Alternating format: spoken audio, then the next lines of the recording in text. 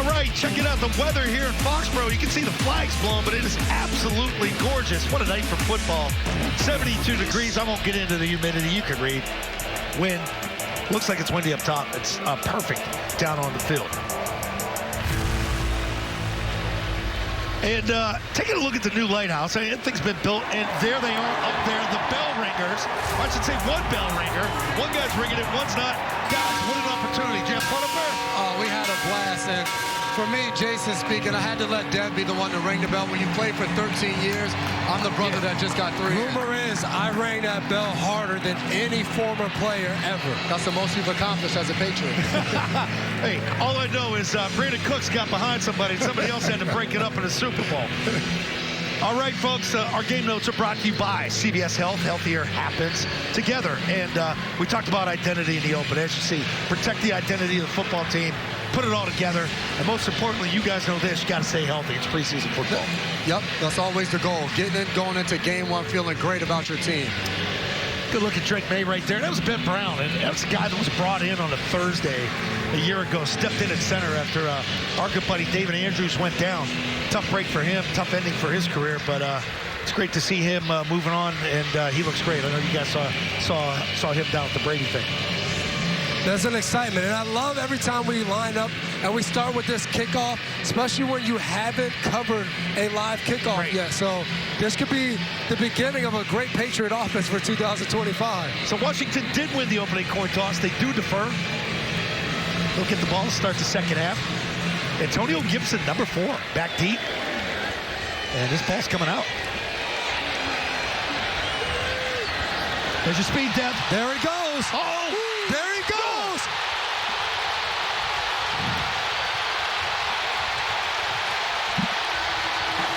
It's already a new season. Oh my God, the number 2 draft pick from Ohio State takes it 100 yards. Go ahead, Dev, you were talking about the speed of this guy. We talked about it, the goal for Trevion Henderson, just get the ball in his hands. And you can see, he didn't really get touched. This is New England doing a good job blocking, but Trevion Henderson finds a hole, checks the big board real quick to see if anybody's catching. He said, they can't catch me. What I love about this is he's rocking the number 32. We talked about it coming in and being a new life, and that's exactly what that was. Welcome, Trevion Henderson, to the NFL. And perfect, right down the middle. Horkus with the extra point. And man, what a start, though. First time you touch the ball as a professional athlete, the NFL level. And I've been hearing it all through camp, the quickness that he has. You guys played with a guy by the name of James White. The potential what this guy can be. As a third down back, one more look at it, great blocking. And this is what has to happen, I think, more in the National Football League. If you're going to change the rules on the kickoff, and you're going to try and pooch kick that down around the goal line, you got to have an electric returner. And we got to shout out to Jeremy Springer, the special teams coordinator. Came a year ago to New England, and when you design something like that, and guys get on a guy and make a block, that allows the ball carrier to just run to the open space and be able to take it the distance. And you know, guys block harder when they know the guy back deep can break a tackle or two, and people can't catch him. And you saw the effort right there from the kickoff return team. We did this a year ago, and I've not felt this type of electricity for a preseason game. We're not just trying to pump this up. Like, this thing is real. I've been doing the broadcast down here, covering the team during practice. You can feel there's something different this year. And man, right out of the gate, that's fun. Okay. Offense is yet to take the field. So defense, we're going to start with them. Let's take a look at the defensive starting lineup. Brought to you by Gillette. Gillette's best shave is now the best that a fan can get. Get it while you can at Gillette.com.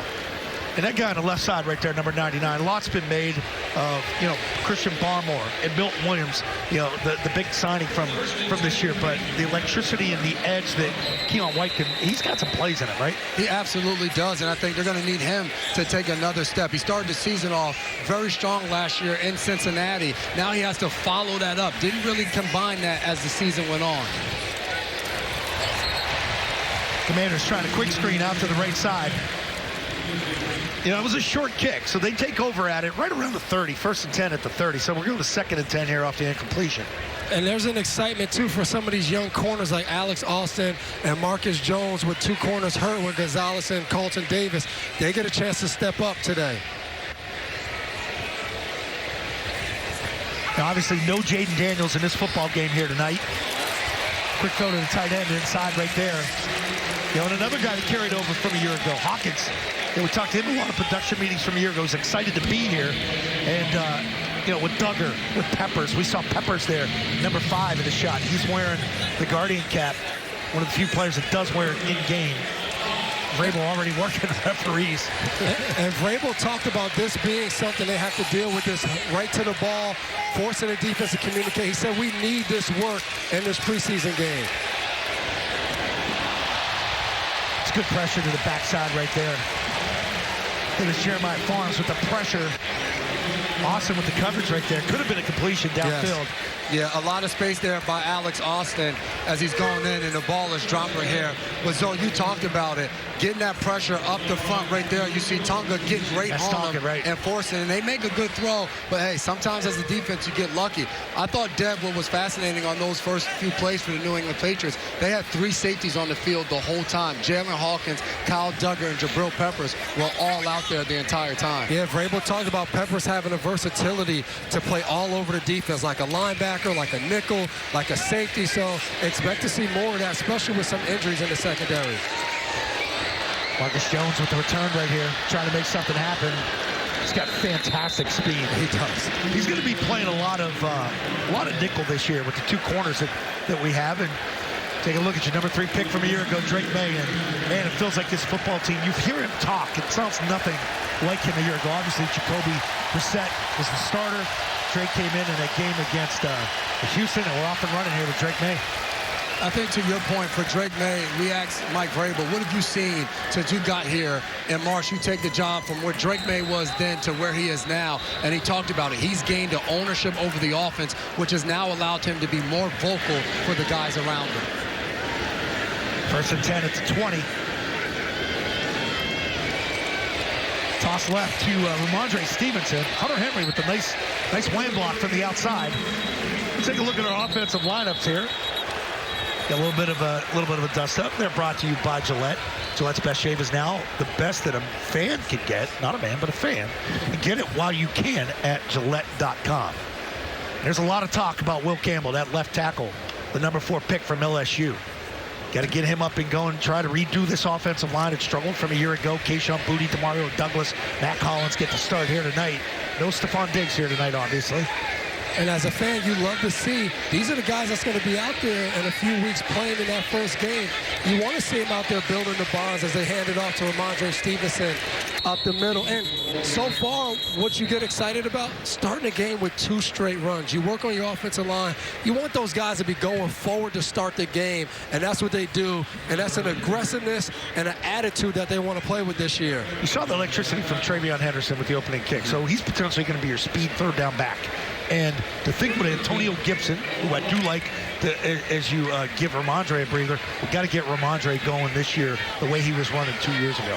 Absolutely, and then obviously he had some ball handling issues last year with fumbling the ball, and that's what you want to see. Dev, you just talked about it. This is 3 straight runs, and Ramondre gets there, and he gets into that open space, and he's the type of runner that as a safety, Dev, when you were back there, you see Ramondre coming, as you see him right here, press the line of scrimmage and cut back to the right. As a safety, you're a little nervous when he's coming down the middle, and he's coming right at you. You got to go up there and make that tackle. Yeah, you saw the offensive lineman, it's double teaming, blocking together with somebody else, then coming off. But the effort up front was excellent on that run play right there.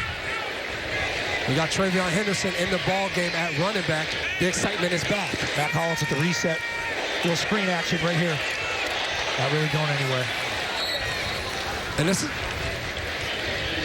this is a good test right here for New England, because this Washington defensive line, yeah, the starters are not out there, but they're deep. They have a good front 4. And right there, when you run a screen pass, they did a good job of staying on top. And we know Josh McDaniels loves screen passes. Loves him. And he's calling for so many years here. And like, again, you have that 3rd down back.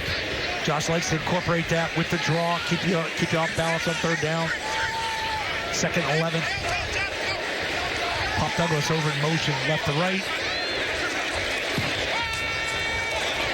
Good protection. Ooh. It's way to lower the shoulder right there by Henderson. Little swing pass to the left. Drake May looked downfield. Exactly. Didn't really like what he saw, but most importantly, good protection. Went through his reads. It came to the right place. Check down. Pick up something positive. Create 3rd and 7. That's what I saw, Zoe. Looking down the field, doesn't like it, knows what to do. And Joshua McDaniels said that. He said Drake May wants everything. He wants to know the whole playbook. He wants to attack it and be the guy that knows where the protection is, where this guy is, where that guy is. And you saw that on that play. Let's get it to DeMario here. No pressure there, getting outside. Get down. I think the arm was coming forward. We're going to see if this is a sack or not. That's going to be a close one. Felt the pressure again, left side. By the offense, recovered by the defense. First down. Wow. Washington. So they're calling that a fumble. The initial call on the field is a fumble. They got his right. I think, it's close, guys. That's a play right there, Drake May. We saw last year, made a lot of off-schedule plays where he's able to buy time. He tries to do it. It looks like the ball just slips right out of his hands. And don't check it out, but that looks like a fumble. But even pulling on a leg right there, self-preservation as it's going down. You always want to make a play as the quarterback. You know, he had some times last year where he would rather eat that ball in that situation. Exactly. Line up and kick it. And that's the balance for a guy that has his type of athleticism. You feel like you can make those plays. And right there, he's trying to make the right decision and throwing the ball away. But the ball just slips out of his hand. Got to be able to hold on to that one.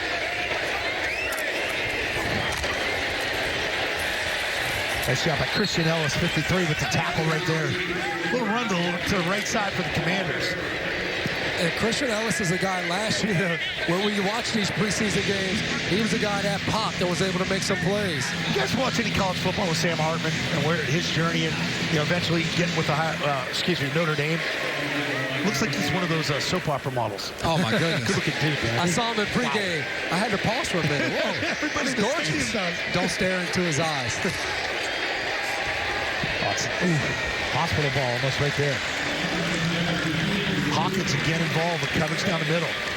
And Dev, even in the first preseason game, like this is a challenge for the defense in the sense of we call it sudden change, where now the offense has a turnover and you get the ball and you're trying to make sure you're forcing a field goal and not giving up a first down. It's a good situation to be in early in preseason. You talk about it, Now you're actually in it. Can you hold him to kicking this field goal on 3rd down? Take a look at Spillane right in the middle. Mike linebacker. Quick shot outside. This is going nowhere. Nice job defense. Actually negative yards. Going to create fourth and about 12. You want to spend all that money and on defense or a defensive tackle. You see the ball thrown out there. Look at the big guys run. 97 showing, staying on his feet, making a tackle. You can see it. Look at the agile of the big man. You can't shake me. And that's a McCaffrey right there. They're elusive, those McCaffreys. It's going to be a 49-yard attempt. Spillane still out there in the middle. He hasn't come off the field yet. No good. 7-0. Patriots lead the Commanders. And when we come back, Drake May will take the field for his second possession. Gillette Stadium, as we said, Drake May get ready for his second series here. Henderson with the big kick return to 100-yarder to start this football game. That's one thing. You go out, you struggle that first series, you want to bounce back. You want to get a 7-9 play drive. Try and get the team in the end zone. Call it a night for them after that. Yeah, and on that first drive, you saw a lot of motion, either by the receiver, tight ends. Everyone's moving, and the reason for that is so Drake May can see how the defense moves and try to see the coverage. That's a staple in the Josh McDaniels offense, as Austin Hooper's outside is going to motion in. Let Drake May see the defense. Oh, man. You've got to be kidding me. Oh, late flag. We're going to get a hold of it. Hopefully, we're not going to get a hold on Campbell. I do like the downfield blocking by Campbell on this, but this kid's electric. Man. Personal foul. Face mask. Defense number 45. 15-yard penalty added on to the end of the run. Automatic. First down. Let's take another look at this toss. It's a simple toss to the left side. TreVeyon Henderson, again, the speed. Watch him get to the corner here. Watch Will Campbell. Gets one block right there. Continues upfield, buries him. He almost turns the corner and gets to that sideline. And that's a problem when a guy like that is dangerous with the ball, catching the ball, running the ball, puts a lot of pressure on the defense of what kind of guys do you want to keep in the game, big guys or fast guys, because you got to keep up with Henderson. But if he can run at the running back position, it's really tough. More motion from Pop Douglas there. Great point by you guys. Safety down, single coverage. Takes a shot. Ooh. Matt Collins on the go route on the outside. That's the spot to go with the ball. Pre-snap read, as you said, you had the motion, reset the coverage. They showed nobody back. Then they did, Bell. Looked like it was cover one. Single high safety. Take the shot outside, right? Take your shot. And they had Keyshawn Booty on the other side, on the short side of the field. I actually thought that's where he was going to go with that. But you get the new acquisition in Matt Collins, a big physical wide receiver. Try to give him a chance down the field. You like the identification from Drake May early on to try to find that. And don't look now, number 18, a new number 18, Kyle Williams in the game on the right side. Nope. Oh, man. Get down. There you go. Nice first down pickup. That was a 2nd and 10 at the 28. And a little reset again by Pop Douglas. Short motion. They read the coverage here and decides, you know what? I like what I see. I got man coverage. I'm going to take off. And that's what you like for Drake May. That's a nice, clean decision. You sit in the pocket. You don't like what you see. There's a gap up the middle. Just run, get what you can get. And like you said, though, get down. There goes Kyle Williams out there, 3rd-round draft pick. They're going to look for him, too. He's a fast speed guy outside. And I look for them to get him the ball while he's in there. Yeah, 3 wide. It's an easy give for a 3-yard pickup. I don't know if you guys saw that. About 10 to 12 yards downfield was Will Campbell finishing his block. Mike Vrabel talked about that yesterday. I want to see us finish plays. Those are the little things. And Will Campbell took his guy for a ride 10 yards down the field and let him know about it. Hey, there's a lot of noise around him, too. And that's tough for an offensive lineman coming in. And we can have the discussions that took place pre-draft, post-draft. Did you struggle in camp or not? It's his first time under the big lights here. Good pick up by a winner. Oh, make a miss. Oh, second time he's dropped the shoulder in Anderson. And he is making these guys pay. The excitement and everything coming in, the hype. Trevion Henderson, I know it's only the first quarter still. He's lived up to all of that. Breaking a tackle and then finishing a run. This is going to be on the highlight tape tomorrow for Mike Vrabel. And I think what you love about it is we know about his speed coming in. We saw that on the opening kickoff return. But what we've seen since he's touched the ball is the power he has, the balance when he first catches it to run through an arm tackle. And then, same thing like you said, Dev, finishing plays as an offense. First and goal to 6. Top right with Ramondre. That's classic Josh McDaniels, too.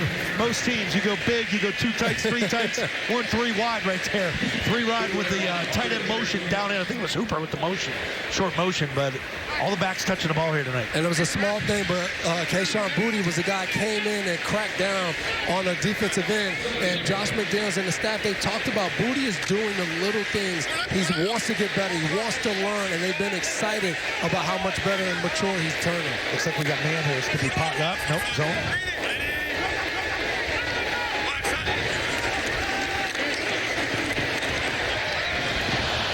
Trying to fit it into Hooper on that right side. Yeah, that's one thing. You guys obviously both play defense. Talk about the motion. When you see motion or resetting, it's a dead giveaway, man or zone coverage, right? If you run with the guy, it's man coverage. Easy read for the quarterback. And when you get down here in the red zone, you want to make it challenging. You just talked about that. Sometimes you don't want to run with emotion but still be playing man. But the decisions for Drake May down here, they happen faster and you don't have as much space. So you have to make those quick, fast decisions and be so accurate with the ball. Let's get the pop. Oh, he's in. This is what we saw a year ago in preseason, right out of the gate. And that's not even an RPO action, whether it's run or pass option. That's 3 wide again. And that's going to get a guy like Josh McDaniels excited. And we saw Tom Brady for 18 years. We know Tom's really going to sit in that pocket. But this guy, if it's not there, he's got the option with the legs. And that's the danger, because as a defense, you're going to play as a pass. Look, good protection. You cover everybody, and then you look back. The quarterback can run. Drake May's a fast player, and I like it again. He hits his back foot. He looks. He doesn't like it. The gap opens up. Go get the touchdown. It's that simple right now for the young quarterback. See Borregales again attempting the extra point. Ooh, taps it in. Drake May with a little scamper. 2 big runs on that drive. Patriots take the lead, 14-zip. Back in Foxborough, Patriots up 14-0 with a nice scoring drive. And you guys are looking at Doug Marrone right there. He is the new offensive line coach for the New England Patriots, a former head coach. This guy is getting it done and is setting a new precedent for this offensive line. What we're seeing so far is 3 rookies out there on the offensive line that are all playing well so far, protecting Drake May and opening up some running lanes early in this game. As a Patriots fan, you have to be excited about that. Is that excitement the same knowing that the Washington Commanders are not having, they don't have their starters out? Should you still be excited the way the Patriots are playing, Jay? You have to. I think there's a mentality that you want to set forth when you go out there on the football field. Whenever you step in between those white lines, we're going out there to dominate whoever's in front of us. Doesn't matter, starter, reserve, you're in the NFL, and we're going to try to kick your butt. It's funny. Mike Vrabel said that yesterday, right? We're going to have different personalities, but we have to have one mentality. All right, this one's coming out. 1 yard deep. Ooh.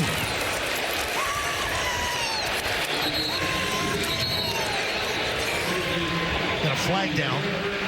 It's going to be a block in the back, I think, against the Commanders. Looks like Rice may have been on a tackle. His helmet came off. Certain return, block in the back, number 40. It's a 10-yard penalty from the spot of the foul. First down. You know, whether or not you play your first-round picks in the preseason, and we're taking a look at the blocking here, as you guys talked about on the Drake May touchdown. Like, look at the scam. Ben Brown in the middle. There's your backside right there. But Will Campbell takes this guy and runs him out. And that's easy pickings right there for Drake. So much is made of the joint practices. You get so much work done. Yes. People get frustrated because then the starters don't play in the game. I like playing starters in a game for a little bit. I don't know how much you guys looked at it when you played, but it gets you in a rhythm of playing football, getting used to it. And I think around the NFL, teams are realizing that the only way to get better at football, you got to go play football. And I think you're seeing more teams saying, let's go out there, let's play in the preseason, because games are a lot different than practice. They've been tackled. They've been tackled Exactly. in practice. So this is the first time you're getting to actually hit. That's why Henderson, I think, is catching people off guard, dropping the shoulder. You see a pickup right there for Washington to Osborne, but one of the things that sticks out to me right now is Jabril Peppers staying in the game and lining up at nickel. We've seen across the NFL some of these safeties who are big, physical, strong safeties that can blitz, can cover, like a Jabril Peppers. They're putting him in the slot to put him closer to the action, and having played with Jabril Peppers, I think this could be a great spot for him this year. You know, they preach that violence, too. Mike has talked about that. Spillane still in the game in the middle. Duggar with the missed tackle.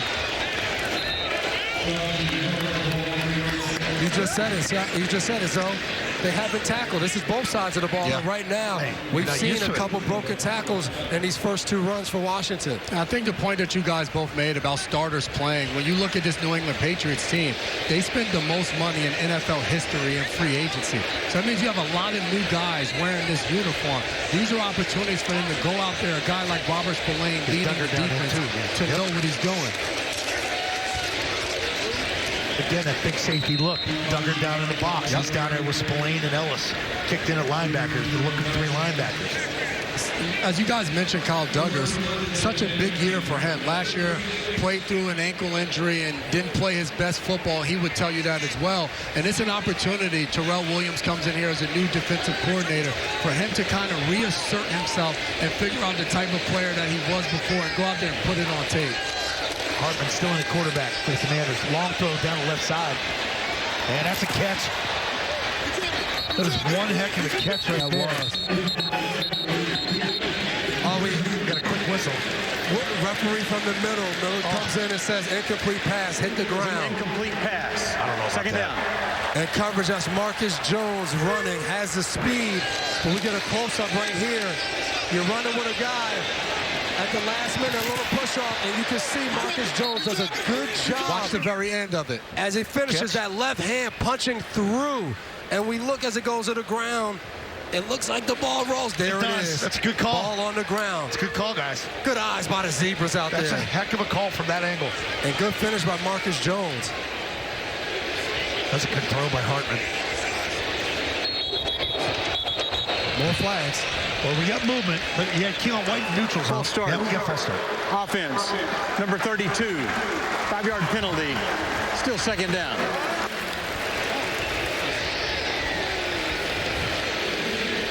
Yeah, the semblance of a good staff. It's obviously pertinent to have success in the National Football League. That's one thing I think, talking to Vrabel, and you guys mentioned it too, being in Cleveland a year ago, not being a head coach, not having a football team, but it makes you rethink things. It makes you have that hunger to get back into it. Boy, he's attacking from day one. It's another one of those safeties. You guys keep Hawkins talking again. about it. Jalen Hawkins now getting his opportunity to go out there and make a play. And I think it's the way he has played has forced them to find a way to put him on the football field. He's not the guy that's the big name, but he has performed very well, and now more safeties are out there. Also want to talk about DJ James, cornerback number 30 at the top of the screen right here. He's a guy that's getting an opportunity to play, as well as Alex Austin with the injuries of Carlton Davis and Christian Gonzalez, and he's a guy that has flashed throughout training camp. Robert Spillane still in the middle of Mike, and he's deep. He's in the secondary. Oh!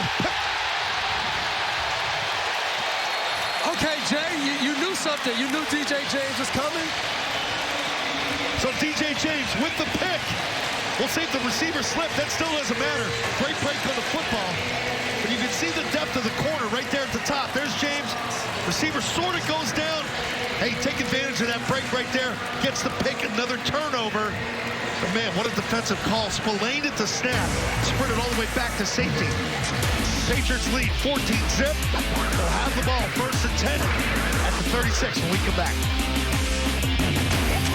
All right, back here at Gillette Stadium. Let's go down to the Bob's Discount Furniture Studios. Bring in our guy, Paul Perillo. Talk some defense. What do you got, Paul? Guys, we've seen a lot of starters out there on defense, and there's one guy that's out there with him, and that's DJ James. You guys nailed it right before the play. With the two corners out, with Gonzo and Carlton Davis missing so much practice time, he's really gotten a lot of opportunities to run with those frontline players. Dev, this reminds me a lot of Malcolm Butler back in 2014. We just kept seeing number 30 out there the way we kept seeing Butler out there, and before you knew it, he had a role come the regular season. So James has really been a guy taking advantage of his opportunities. All right, we got to change the quarterback. Joshua Dobbs in. A real true rocket scientist. We'll get into some of the discussions. We'll spend some time with him next week in Minnesota. I'm sure we'll see more playing time next week, too. You don't hear that too often, Zoe. Man, no. I mean, we heard that Matt Patricia was involved in that stuff back in the day, too. Yep. But he's bounced around. Nice career for a backup, man. Perfect guy to bring in to help Drake May, mold him. Ramondre again. Drop. Boy, these running backs dropping the shoulder. Again, Ramondre cut 10 pounds in the offseason, trying to get leaner, trying to get faster. And I think it's a good reminder, as much as we're talking about Josh McDaniels in this offense, Mike Vrabel's success in Tennessee was built off the back of Derrick Henry and running the football. And I feel like the New England Patriots offense, they're setting the tone tonight. They're going to run the football. Yes, Drake May's good. They're going to want to see him throw it, but it's going to be built off running the football. Another run. Gibson this time with the carry. Sets up. Looks like a 2nd and 2. Jalen Polk in the game. Some changes here. Efton Chisholm, we've seen him. Cole Strange in. As you said, more changes with the offensive line. There's a good look at Polk, your second rounder from a year ago, and it is a competitive wide receiver win. We'll get into that more as this preseason goes on. Yeah, you said it, Zoe. It becomes a numbers game with all of these guys. Javon, we're talking about Baker. He's another guy who was a draft pick last year. They're trying to find and make their way into this lineup with the new addition of a Kyle Williams, a Matt Collins, and we didn't see Stephon Diggs tonight. Another Gibson. Another good run. Oh, another drop of the shoulder. boy, the intent to play physical football, whether it's the offense, defense, these running backs, all three have dropped the shoulder here tonight. Turn your TV up at home. Bang. Everybody always asks you, did you miss football? Would you want to be back out there? Then you look and you hear that, you're like, no, sir, I do not want to be back out there. He's trying to come back here, too. That's a guy, I remember when you guys played him when Washington was up here, and he actually got pretty good. Yeah, I remember talking to Antonio Gibson, and he was excited to be a Patriot, coming here, new to history, new to traditions. He wanted to be a part of this team, and it's good to see him out there. And right now, I'm excited just seeing all three of these backs, what the Patriots can bring each week if they have all three of these guys running the football in different situations. And then even the way they run the ball this drive. You mentioned it, Zoe. They've subbed on the offensive line. Bryant has moved over to the left side. Ben Brown is at guard. Bradbury's at center. They've gotten some new guys in there, Cole Strange as well, and they're still running the ball downhill at this Washington Commanders defense. Looked like a back shoulder fade attempt to Baker from Dobbs. That was second and goal. It's going to bring a third and goal from the 5. Jay, you said it, big opportunities for guys like Javon Baker getting in the game in the red zone. Good coverage outside by Washington. Sometimes those are tough plays. You throw one up, you give your guy a chance. That's all you can ask for as a receiver. And for Baker, those are the plays you're going to have to make this football team, because he's counting on the outside looking into some of those guys running with the ones. Not an easy play, but you got to try to go there and make it. You got Efton Chisholm in the slot. They got to reset here. Washington bringing pressure. Bad ball. That ball a little bit off the back foot by Dobbs. Behind him, it's a dangerous throw. Behind Cal Williams. Take another look at it. Williams, your third-round pick. You can see it's just off the back foot. It's a tough ball, tough catch. Yeah, slips out. And Kyle Williams did an unbelievable job on the line of scrimmage, making a move. He was open earlier, just Dobbs a little late and outside, like you said. So if he could have got it to him right as he made that move off the line of scrimmage, could have been an easy touchdown. Another look from Borregales. He's going to take, looks like a 22-yard attempt here.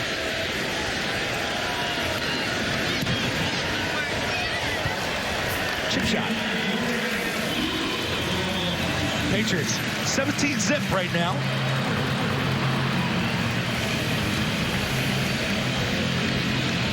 Guys, we're going to take another look at this. This Milt Williams, or excuse me, Cal Williams playing the outside. You can see him right here as this play starts. He makes his moves, and as a quarterback, look at this. Ball. If you can get it in there, and you know too, Zoe, when you're around that goal line, you want it low. So these guys don't have to reach up and maybe get hit. But Dobbs, he's going to watch that replay tomorrow and say, I wish I had that one back.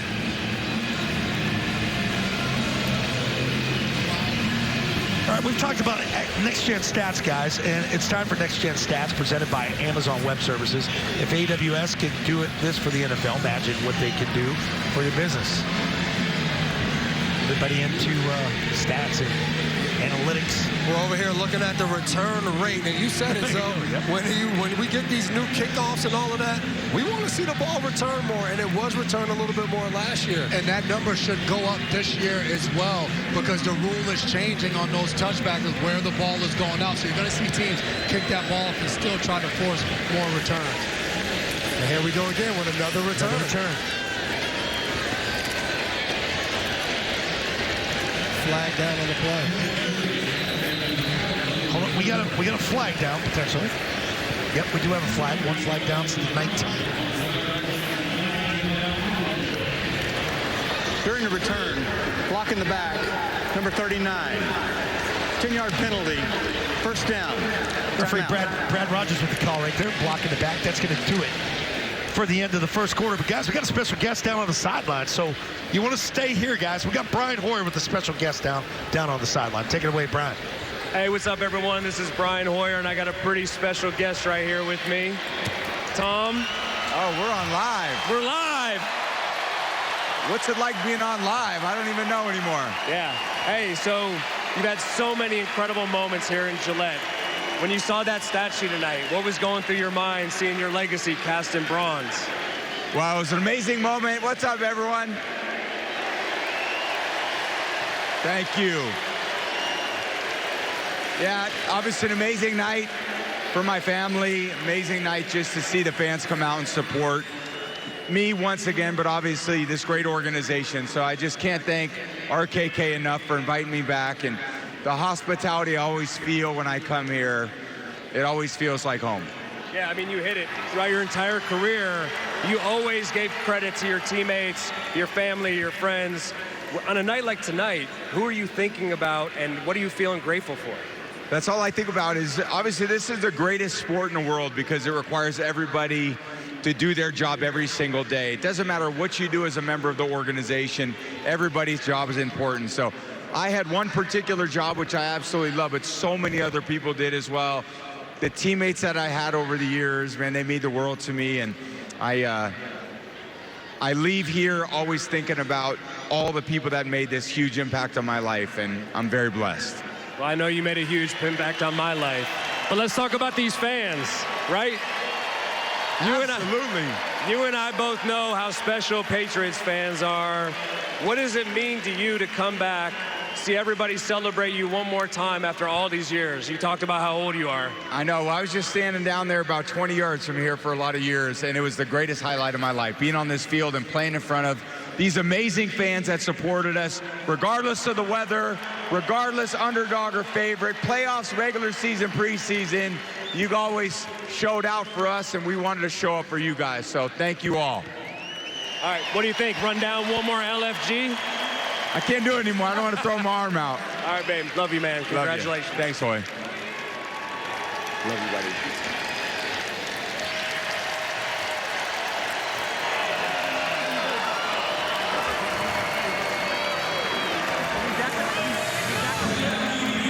Myself, my name.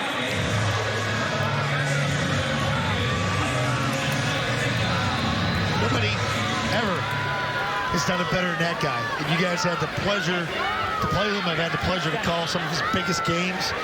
I'll never forget him. Well, what a moment for him again, huh? How about Brian Hoyer over there with his idol friend, played backup quarterback to him? Just a special moment. And here's the unveiling of the Tom Brady statue, which sits in the plaza. 12 feet tall.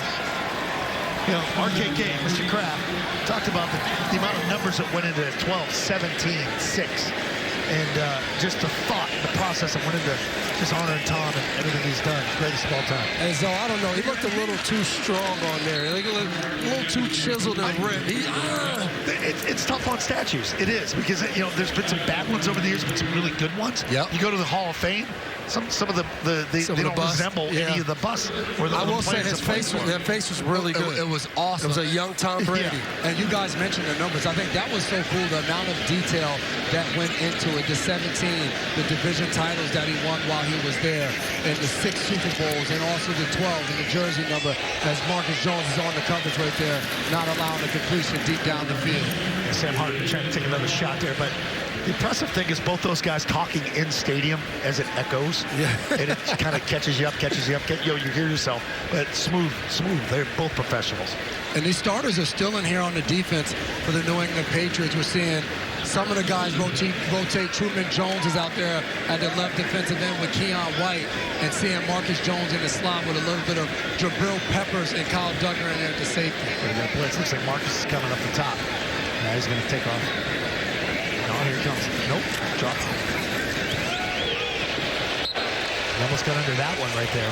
Hartman with a bad throw to the left side. And I think so far for the New England defense, Vrabel talked about they've had some injuries, so it's put guys in positions that they're not used to playing with each other. He said we have to do a good job communicating. I would say so far tonight, they've done a good job of that. Nobody's been out of place. Everybody showed up. Yes, some missed throws, but when you're in the right place, sometimes that's going to happen. Looks like 3rd and 10 here for the Commanders. Patriots defense has done a nice job here tonight.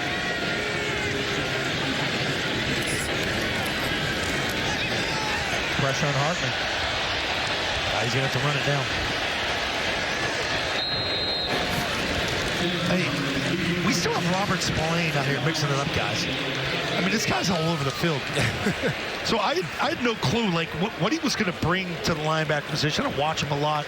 You know, when I know he was Mike early in Tennessee. You know, obviously with the Raiders, he was with Josh. And this guy supposedly is just an animal from talking to people. When you loves watch football, him, hits, runs.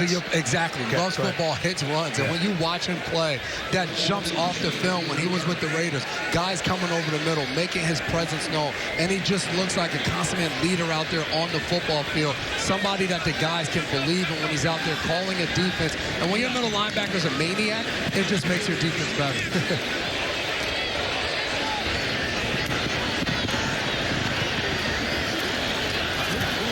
After Chisholm with the return, he'll hit outside.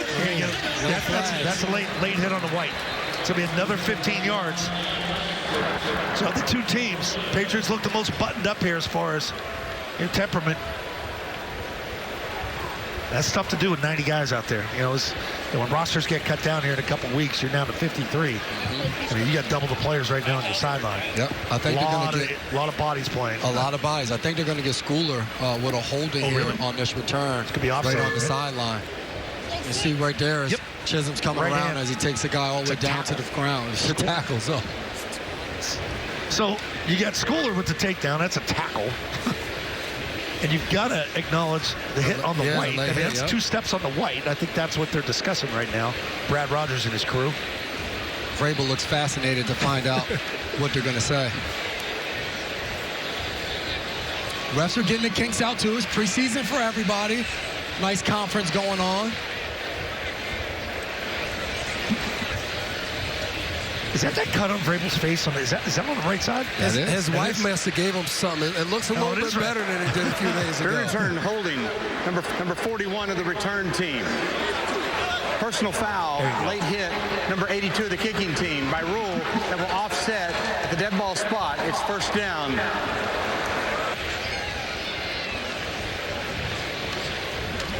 All right, folks. We've seen Tom Brady a lot over the years. This could be one of the last looks right here as he enjoys the unveiling of his statue forever here at Patriot Place. All right, it's time for our assistant coach interview presented by Optum, helping create a healthy world. And Coach Zach Kerr, inside linebackers coach, joins us now. Coach, thanks for taking the time. You're one of the head coaches in the scrimmage last Friday. Talk about that real quick, and then Jason and Dev are going to follow it up here. Yeah, well, losing sucks, so that part wasn't great. Hopefully I get an opportunity next year and we can even that one out. But it was great, man. Those guys competing, the chance to treat it like a scrimmage. There was a lot of energy. It was just fun to see all around, coaches included, a lot of trash talking. It was a great experience. Coach, when you talk about energy, when we watch Robert Spillane on the football field, the energy just comes out. What has it been like having him in that linebacker room and what he's meant to the other guys as well? Oh, man, it's been awesome. He's another coach in the room, high energy, speaks to the team. He's got all the leadership qualities. He flies around. He's hard on the guys. It's what you want. Coach, how has it been adjusting to New England? What is one of your favorite things that you've done so far? I know it's training camp, but how's New England treating you? Oh, gosh. It was a little cold when I got here. I'm a Florida boy, so. We went to Nantucket Island once. That was pretty cool. My fiance Jenny, she enjoyed that. I tried to keep her on the spending, but. Giving her a shout-out is a good start to your New England career, Coach. No doubt. Real quick, what'd you think of the opening kickoff return by Travion? Exciting. Gets the team going, right? No doubt. No question. Coach, we appreciate the time. Thank you very much. Appreciate you guys. Appreciate you guys speaking to the team, too. Appreciate you guys. Yes, sir. Nice guy, Yeah.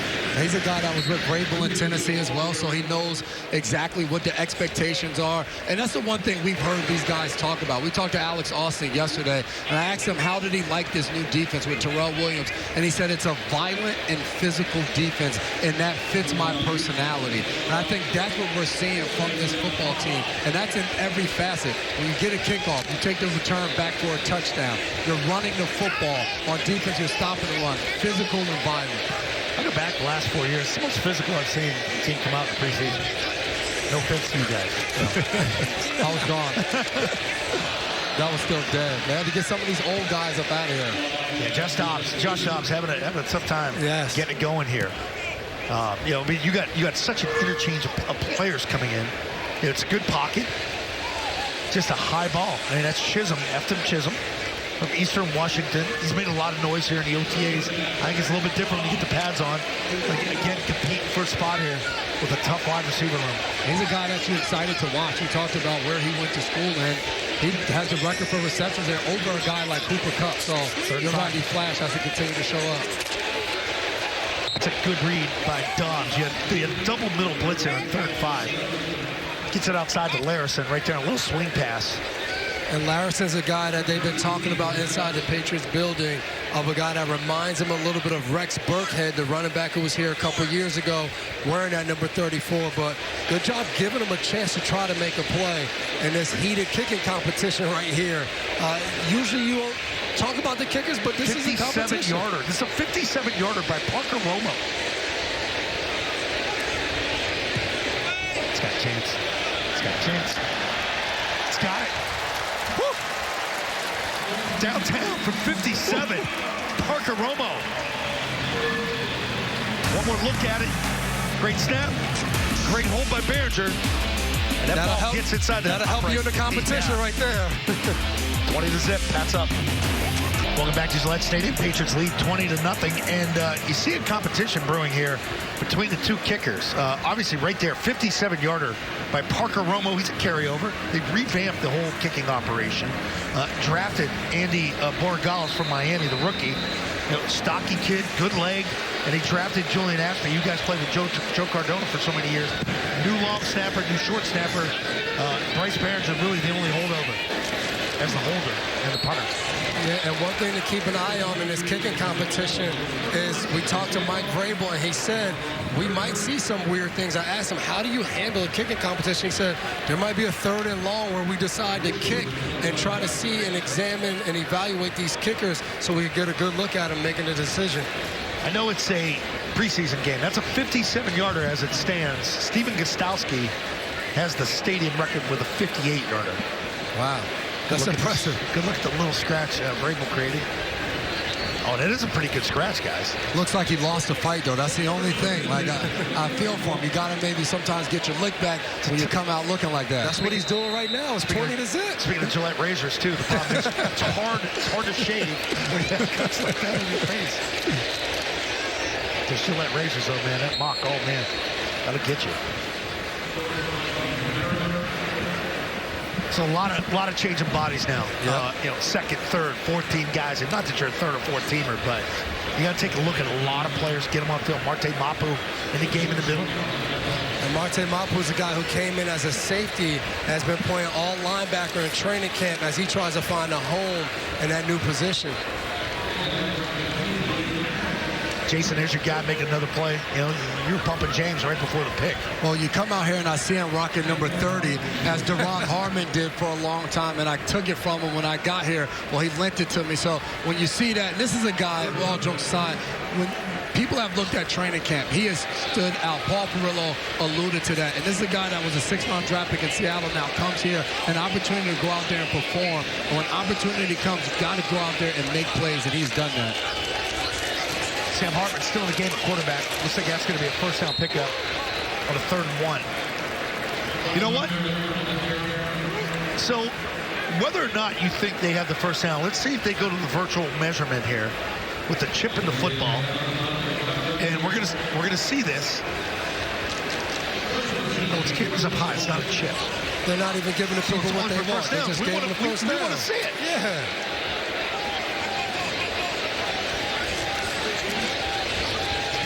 A little bit of a rollout. Again, James with the tackle.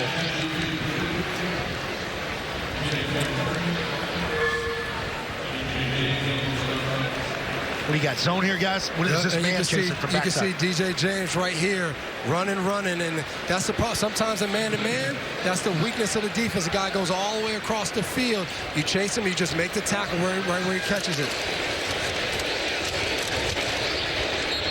And Dan, I know you guys had the Hall of Fame game last week on NBC, but you have that measurement. Some people were confused by like the direction of where the arrow was. And you're going to look up on a video board when that does happen. So it's going to be based on cameras from above. I like the drama of the chain game. Yeah. Let's take it, let's march it out, let's stop the game, but it's supposed to speed the game up. And it's something, too, the time it takes him to get out there, and he measures. So, but again, technology's moving rapidly now, so we kind of expect it as and the chain gain is still there for backup. Right, they're still there to back it up, but you want to get the call right. You go back to that Chiefs-Bills game. Did Josh Allen have the first down or not? So it's going to be up to the cameras that are up above to determine that moving forward. And as Pats fans are watching a new safety in the game, Craig Woodson, a guy that has shown some good things through training camp so far, a guy that might be a little different than Jabril Peppers and Kyle Duggar, more of a free safety like Jalen Hawkins. So far the staff has been excited about him, and it'll be good to see him out here getting some game reps. Third and for the Commanders here. That's one thing watching this defense so far. The depth of the linebackers is much different than years past. So they're deeper, and you got your 4 down. So you got a tough in the box play there.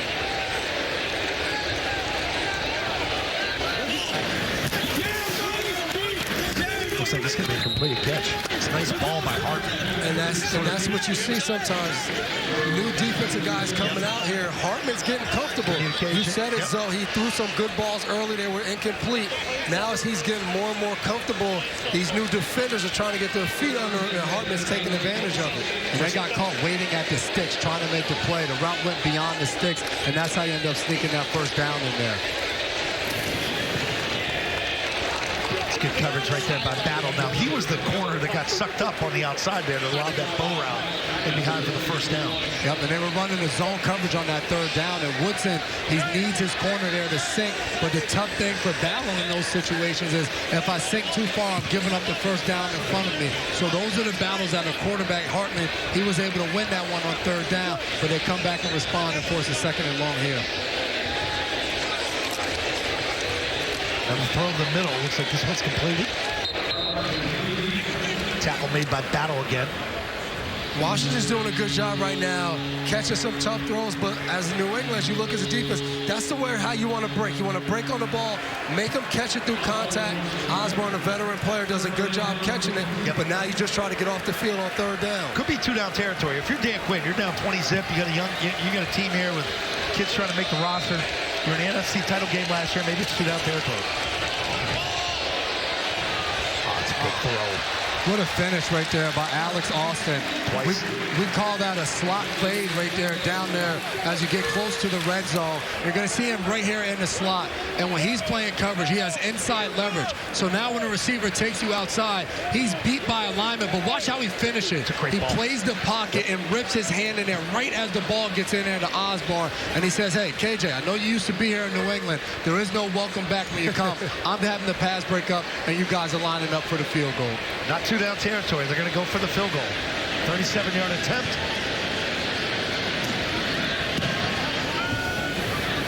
And the Commanders are on the board. 20-3, Patriots lead. 5 minutes and change left in the second. Tonight's trivia is brought to you by Bank of America. What would you like the power to do? And tonight's question is, which 2 Patriots scored a touchdown at both Super Bowls? That's 38-39. I'm not great with my Roman numerals. I mean, we've been to so many Super Bowls, you get confused on which one. So Super Bowl 38-39. You guys want to take a shot? I'm going to go with Deion Branch. I know he has an MVP. I'm going Deion Branch. I'm going to use context clues here, and I'm going to say, I don't know if it's true or not, but Mike Vrabel's back in the house. Why not say Vrabel scored a touchdown? You do need 2 Patriots. So the question is 2 Patriots. So we're going Branch, and Vrabel. I don't know if it's right, but why not? I have no idea. Vinatieri probably kicked the field goal. I feel like Zoe should know the answer. Remember, I wasn't calling games yet for those. So, I mean, I've been calling games. That's my 13th year. Oh, man, here we go. Gibson with the return. 2 huge returns here tonight with the special teams. Nice job, Jerry. Jeremy Springer and his special teams unit. Look, Jeremy Springer just Hey, he's a lone coach. He's a one holdover from a year ago for that reason. He's going to have a big smile in the team meetings tomorrow. Right here, Antonio Gibson. Look at the size of that hole that opens up. He starts it left, breaks it back to the middle. You can drive a Mack truck through that thing as he gets all the way to the sideline, and Igbenogany knocks him out of bounds right there. But just a really good job. First Travion Henderson, now Antonio Gibson. With this new dynamic kickoff, we're seeing running backs be more influential on these kickoff returns because it's all about seeing the gap. It's like being at the line of scrimmage, pressing the hole, making one cut, and getting vertical. A great job right there by Antonio Gibson. Jeremy Springer fired up. 62-yard return. He had a 100-yard touchdown, and then you get the 62-yarder by Gibson. Oh, man, another guy turning the corner here.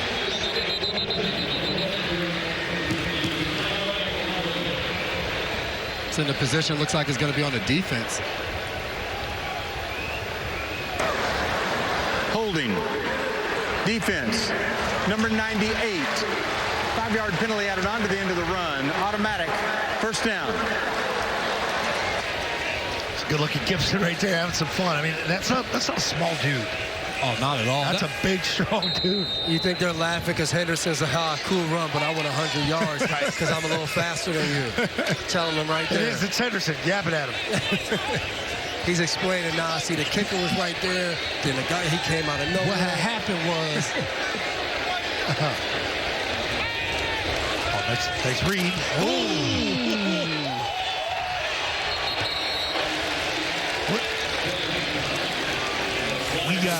We got flags down on the outside. Oh, flags down. I have a feeling as a defensive player, I'm going to get a little angry about this. That's Terrell Jennings with the catch.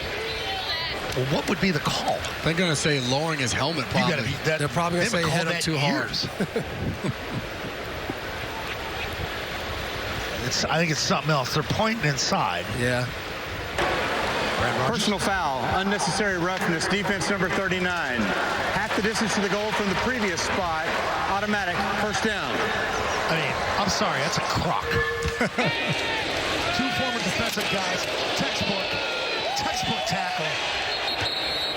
Watch his helmet. Okay. So right there, see right there? Yep. When he drops his helmet, that's the part of it that they're calling because it's that old school sparing we used to say. Yep. From a health and safety standpoint, for players out there on the field, that was Jeremy Reeves on the defense for the Commanders. You don't want to see that posture right there. Jalen Polk, the second-year guy, second-round pick from a year ago, gets the ball coming around the edge. But that's the play. I have a 9-year-old son. When you show him that, you pause it. And when you see the helmet straight down like that, you're looking and say, hey, we can't have that in the game. And that's why they threw a penalty on that one. Is this what they do with the network guys? You guys got to talk like this, right? I'm joking. I understand it, too. Zoe's like, I'm from the old school. Hey, I coach young kids, too. My son, I don't coach him anymore. He's a junior now in high school. But, coaching, little kids to do that, to keep the head up. Absolutely. Tackle with the dummies and that. I get it, seeing it on the replay right there. But it's tough. It happens so fast. Like every rule to me now, it benefits the offense. It really does. 100%. Every call. Yep. Like, tell me what you benefit from defensively. Like, say you get a bad throw. And the ones that drive me crazy, I'm a former quarterback.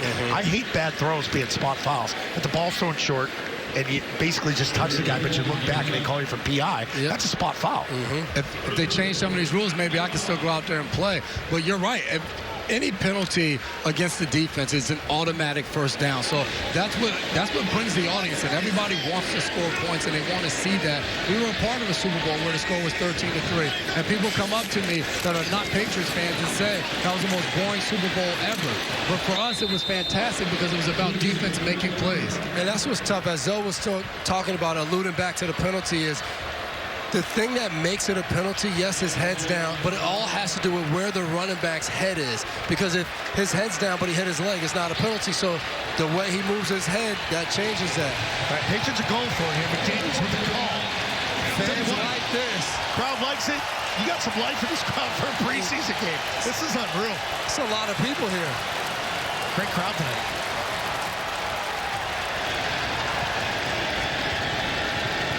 Chisholm in the slot. Motion shows man.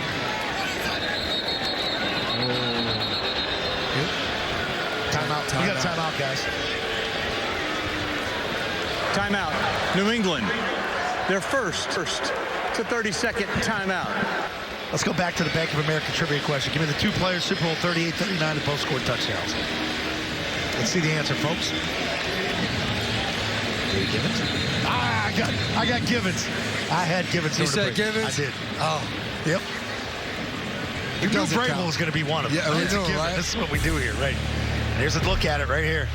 Mike Vrabel doing it all. I love how Zoe said I knew that. He didn't say it beforehand, but then after it shows up on the screen, he knew the answer. It's the first shot he took at me when we had the first interview, and he's ready to go on everything. Like, I've caught more touchdowns than you've thrown in the National Football League. It's just typical Vrabel, man. There we go, 4th down. The last time the Commanders, before that timeout, they were coming with an all-out blitz. Dobbs with the throw. Oh, you kidding me? He's in. There's some excitement. Listen to the crowd. Hey, you're the veteran. You're down and tight. Again, you're playing preseason football. It doesn't matter. These are reps. 4th down, you go for it, you call the timeout, you don't like what you see, you scramble. Guys, walk us through this one. You can see right here another good job by the offensive line. Yeah, there's some pressure, but it's to the back. So they push them by. And then Dobbs, little spin and a whoop-de-doop, and then ends up in the end zone. Again, the offensive line is doing a good job protecting and blocking the right way. We call it inside out, blocking guys around the quarterback. Another touchdown, more points on the board. Borregales with the PAT. 62-yard return to set up the Patriots scoring drive. Gibson and then Dobbs capping it off with the scramble.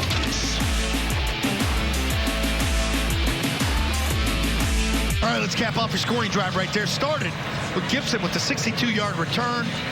Ends up being 5 plays. They go for it on 4th down. 29 total yards, 256. Of course, Joshua Dobbs with the scramble. You know, and he's played better, too, as the game has gone on here, like Sam Hartman has. Yeah, and it's a big job for him. I mean, he's the veteran in the room with Drake May to be able to help him whenever times are rough. And a few years ago, we saw Joshua Dobbs set the league on fire, and that play reminded me of that. What's the game they picked? It was Minnesota where they picked him up, right? The day before he went out and just lit it up, right? Yeah. He had a few weeks where it was just unbelievable after Kirk Cousins went down. All right, folks, we look ahead to the next Patriots preseason game. It's brought to you by Sports Illustrated Tickets next Saturday, August 16th. The two Twins and I will be in Minnesota. That's right, the Patriots are going to be on the road to take on the Minnesota Vikings. We're going to have it for you right here. Here's your time now, 1 p.m. Eastern. Very unusual for a preseason game. Very exciting for the McCourty Twins. They get to get out that night. We get to go to the home. Twin City. That's right, go to the Twin City.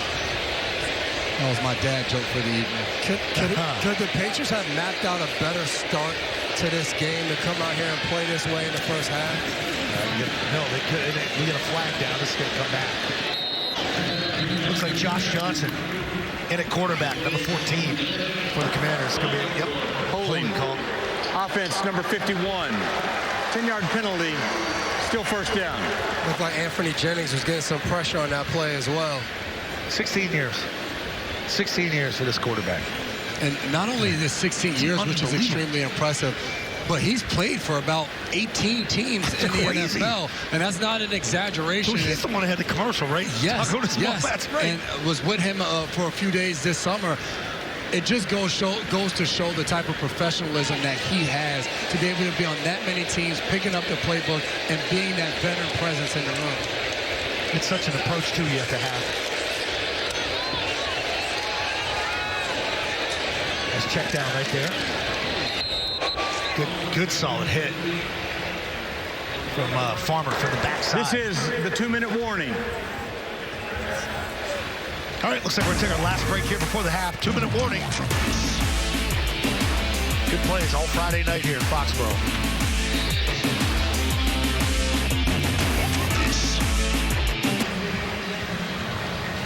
All right, back here at Gillette Stadium and coming up at halftime. Steve Burton, you see him right there, always working the crowd, trying to stay involved down there. Attaboy Steve. He's got the big interview with Mike Vrabel. We got the Tom Brady statue unveiling. First half scores, highlights, and of course, as I said, the head coach interview. Hunter Henry talking with Drake May. Drake understands. Hang out with your vets. Hang out with your tight end. Make sure he's happy. All good quarterbacks know that. Oh, nice ball. DJ James back in coverage right there. Let's go back down to the Bob's Discount Furniture Studio as we're in a 2-minute mode here. Great ball by Johnson. Paul, what are you seeing here? His first half winds down. Yeah, I think Alex Austin finally came out of the game, but I thought it was really interesting. We saw him getting some reps in the slot. We didn't see a whole lot of that on the practice field. Just the last couple of days, he started to get a little bit more versatile. They lost Marcellus Dial. He's out for the year with a torn ACL. They're going to need another guy that can be behind Marcus Jones in that role. It looks like Alex Austin is going to be a little bit more versatile this year than he has in the past. Another guy to keep an eye on, I'm interested in Devin and Jason on this one. Miles Battle, really good size, 6'3", 200 pounds. They're looking for those secondary cornerbacks. He's a guy, I know Patriots fans probably won't like this, guys.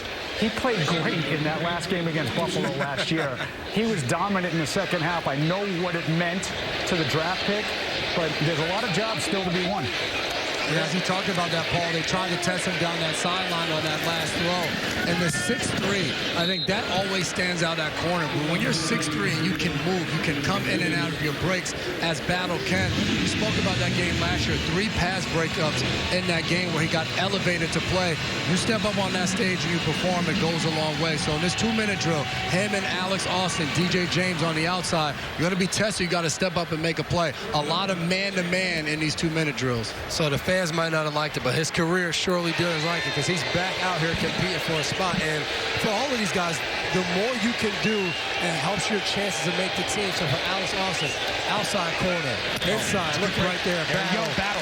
3rd and 10 play right there, guys, to break that up. Then bring up a 4th and 10. Under a minute now here in the first half. Brandon Browner, was he 6'3"? Yes, he was. Yeah, he was a big, yep. Oh, man, was he big. Big guy and physical, really. I mean, he set the tone for that 2014 Super Bowl team in the secondary. He was one of our physical guys. But here's Battle. It's a good job staying in his back pedal. The receiver breaks down. He breaks down, drives. And look at the celebration. Put your seatbelt on, guys, because you're not going anywhere. You know, that's what Vrabel has been pushing, too. Offense and defense. Celebrating your teammates. Yeah. Don't show up the other guys. Get happy. Get excited to make big plays. You didn't score enough last year. Drake May, get down there with your team. Celebrate.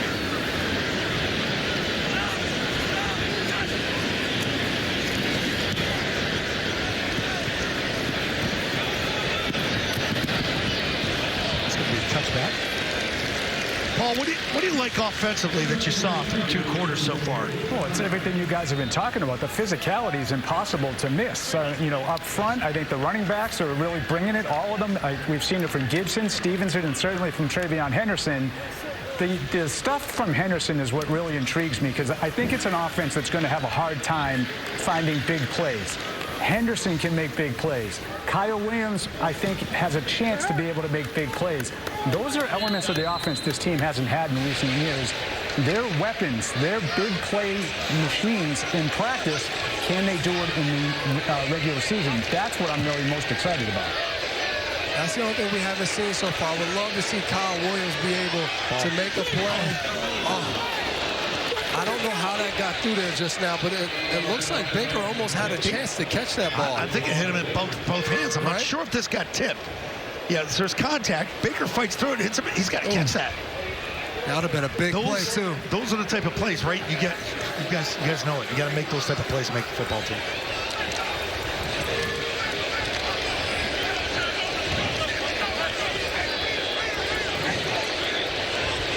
And this is a big time. You did practice at the 2-minute drill. I'm sure Josh wants to do this with Dobbs, going through the 2-minute. Where do you want to go? Communication. We have flag down right there. So there's your rookie, Kyle Williams. Now, right there, it's an in-cut. He's fading upfield a little bit into the safety. Square that up, come back down. Help Joshua Dobbs make that play. He would probably say, I think I did that because they grabbed me a little bit. But okay. I agree with you, Zoe. I remember Coach Belichick saying all the time, if you carrying, you drift on those in-cuts, corners come back underneath. The play, one by each team. Pass interference, defense number 37. Holding, offense number 54. Offset. Those fouls will offset. 2nd down. And Zoe, you're spot on. He kind of gets bailed out there with the pass interference call when the ball got there, but he was blanketed. The DB there just has to do a better job of slipping underneath to be able to deflect that pass. But we always talk about put 25 seconds on the play clock, please. If a guy rounds that cut and he keeps fading upfield, that gives us that opportunity to undercut it and intercept it. That's what made Edelman so special. Edelman walked through. Hopefully, Pop Douglas can do that too. Square that off, break it.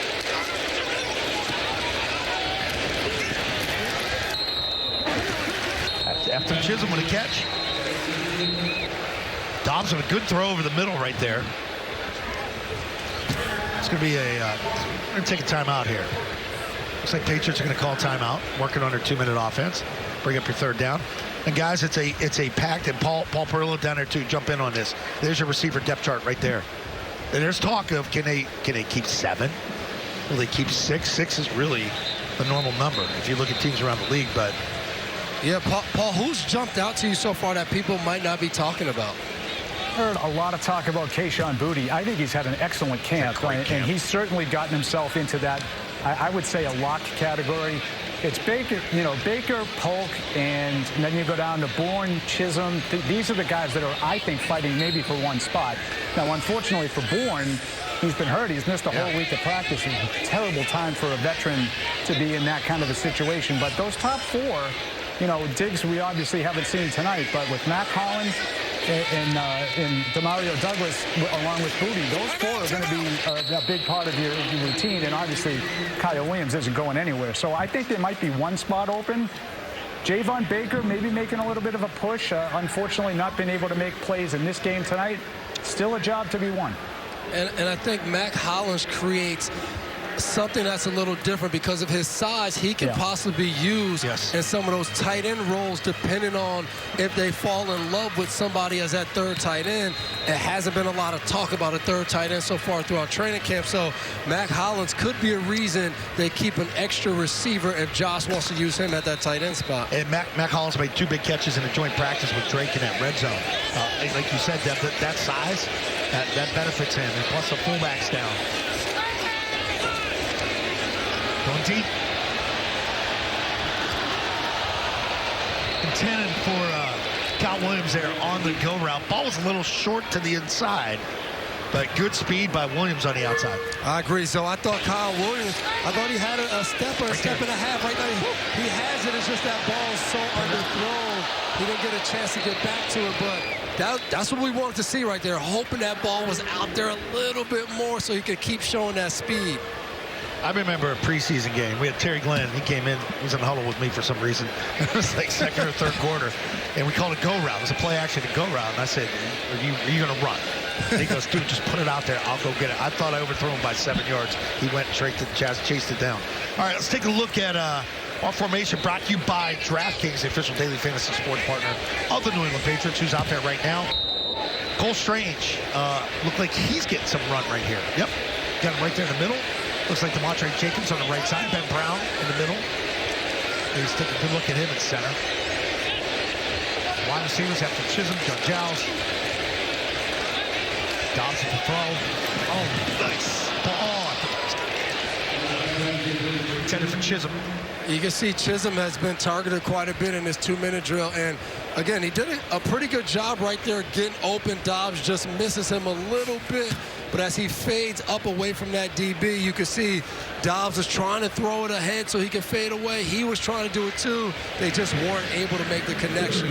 And then the protection on the inside, you're looking at guys like Marcus Bryant, who's been in for the entire game. The O-line's been good today. Yeah, DeMontre Jacobs. Those 2 guys are kind of battling it out. That swing tackle, seeing who's going to be the guy. They've done a really good job protecting these quarterbacks. Not going to get a late flag here, are we? Nope. No flag. Again, like I talked about, he had a catchable ball. Good positioning, good speed on the outside. Ball thrown inside a little bit again. But both goal routes, that's pass interference. They missed it, but both goal routes, Kyle Williams is behind the defender. And he almost fades inside here as the ball comes back outside, but you got to call that.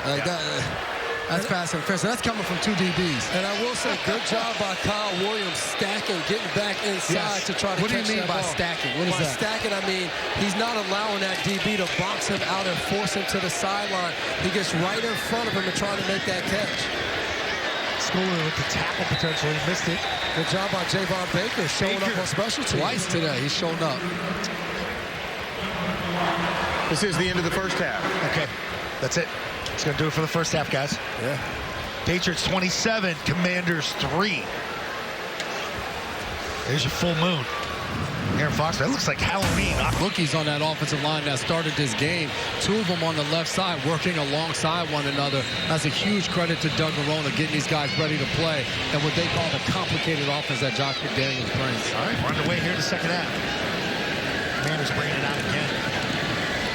They won the opening coin toss, deferred, so they get it here to start the second half. This is about the point where you're going to see a massive overhaul on defense.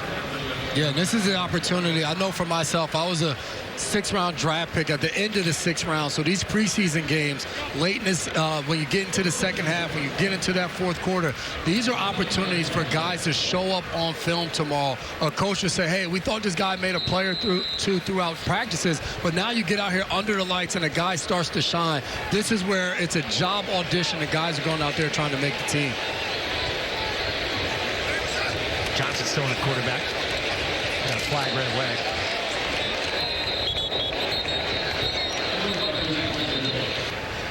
We're going to have some motion here, I think. You know, the fact you were a 6th-round pick, did you ever make fun of Devin for being like the 32nd pick? Like you're not really a first rounder. Probably first and top of the second. 27. You were 27? 27. Well, who am I thinking of? He was all the way at the bottom of the first round still, but still, I mean, I waited around for a long time. I think Malcolm Brown might have been 32. I think Malcolm was mid-round. Illegal formation offense. Offensive line. The wideout was covering up the tight end. It's a 5-yard penalty. It's first down. All right, it's going to be 1st and 15. I think this is an opportunity to see some of the young guys that may be able to shine as we're looking at Terrell Williams, the defensive coordinator for the New England Patriots, as he comes over from the Detroit Lions. He also spent time with Mike Grable in Tennessee as his defensive line coach, and he's doing well. I know he had a health scare throughout practice, and he dealt with some things in the offseason, but he's doing fine. He's up in the booth today. That was something that Mike Grable told us. He wasn't sure what he was going to be down on the sideline, up in the booth. That's something that they're still figuring out as we go throughout this preseason. But for Williams, you're looking for some of these young guys to step up and make a play. Certain guys to flash, and we're seeing Joshua Farmer in there, the 4th rounder out of Florida State on the interior defensive line. He's getting an opportunity to go out there and play. So you want to see some of these guys go and show that they can execute the defense and do what's asked of them. 2nd and 10. Johnson with the pressure. Pushed out to the right side. It's a drop. It's a good throw. Marte Mapu with the coverage. We have another flag down. This is the point where, you know, games start to get a little bit sloppy. Yeah. The amount of players in, you haven't been used to playing with certain guys. Rhythm of the game. Holding. Defense. Number 19. It's a 5-yard penalty. Automatic. First down. So it's going to be a first down right there. Kobe Minor with the call. And you guys are defensive guys. Got to improve on those things from a year ago.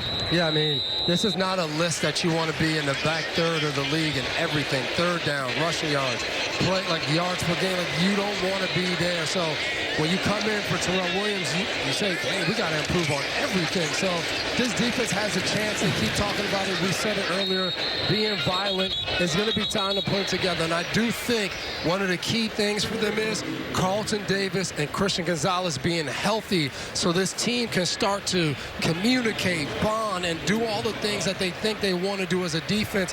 Because with those 2 guys out there, how much is Jabril Peppers playing the slot? Is it all just Marcus Jones? I think those things will need to be figured out in the next few weeks if they want to get off to a good start for the regular season. I want to bring Paul Perillo in from down at the Bob's Discount Furniture Studio. Anthony Jennings, Bob, is a guy I thought came on at the end of last year. We'd see him out there. What do you look at the front right now when you see these guys? He's a physical guy, Zoe. He always has been. He plays the run strong, but I'm not sure where he fits in this new scheme. They want to attack. They want to get into the backfield. I'm not sure that that's his style. I think he's more of a Belichick kind of a defender, a two-gap kind of a defender. They do have some openings on the edge. We haven't really talked a lot about Elijah Ponder tonight. He's a guy that kind of flashed a little bit in those joint practices. I want to see a little more of him. We've seen the draft pick Swinson. They have some openings in the depth spots on the edges. I want to see who wins them. 3rd and 7. 3 wide, Johnson back.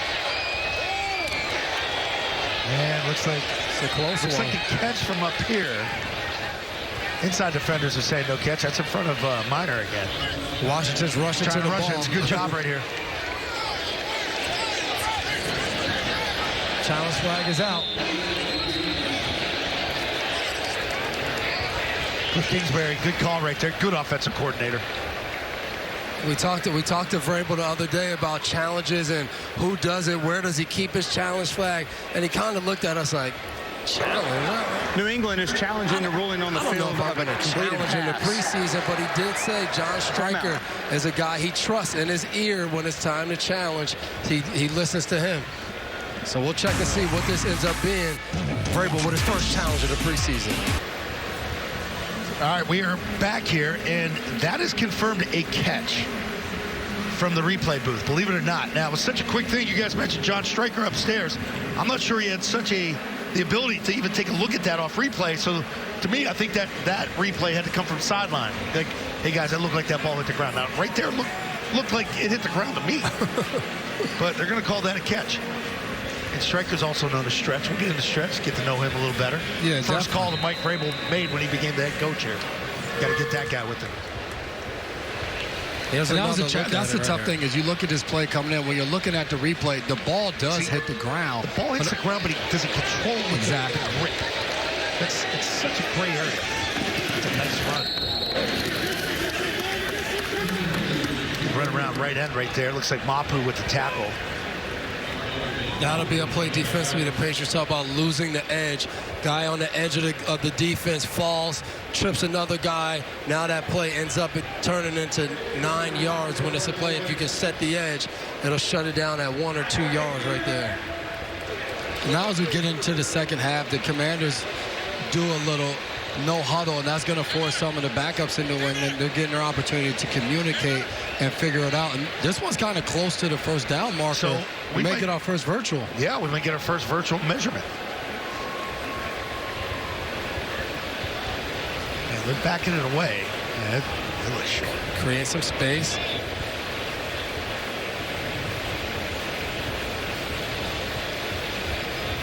Players making room for the camera to see.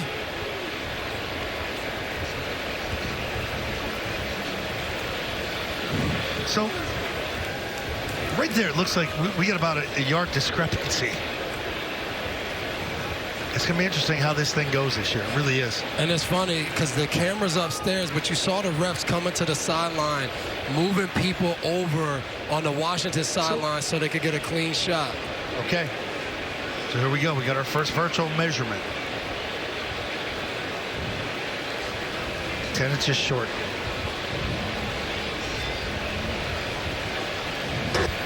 Man, after virtual measurement, the ruling on the field is short of a first down. It reminds you when you watch tennis. Okay, so and they try to see if the ball's out or not. So I get it now. They clear the area on the sideline to do that. Where I always thought, okay, if it's in the middle of the field, like I keep going back to the Josh Allen play for some reason. But it was the biggest play of the year last year in that situation. You're going home after that. Yeah. I think that's why we're here.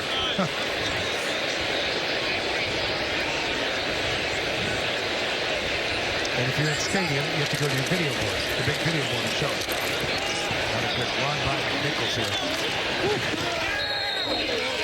That was rookie Craig Woodson coming right outside, having a chance to possibly make that play. But like you said, Zoe, McNichols with a good stiff arm allows him to get to the edge and pick up some yardage. Would have been a big play for Woodson to come up and get a tackle for loss in that situation.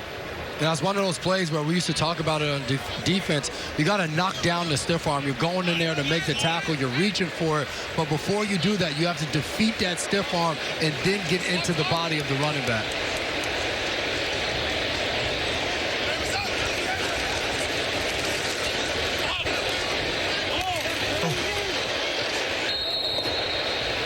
It's another catch. It's another catch.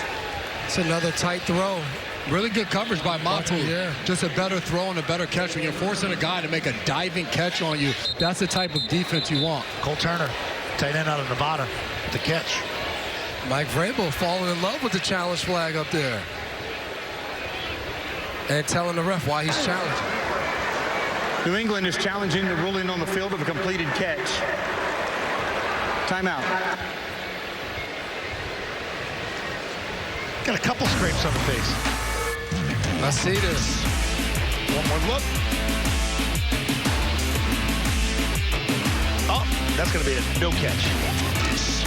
Saw the ball. As you can see right here, as we were away, they ruled this an incomplete catch. Nice effort. You see the ball become dislodged right there. So that's a good challenge from the sideline. Obviously about 3 yards from that. Vrabel right on top of it. It's going to take it back to the 35-yard line, repeat. Or actually, we get second down. That was a first down. That's 1st and 10. That's 2nd and 10 now. And that's the thing. We talked about Vrabel, didn't know if he would challenge in the preseason. But we talked about being able to work on your operation. This is the time. We talked about John Stryker upstairs, and he's the one in Vrabel's ear telling him whether he should or shouldn't challenge. There's also a lot of other people that are on headsets now. You're getting used to it, and people are chiming in. So you get an opportunity to go through the mechanics of what it's going to feel like when the regular season starts.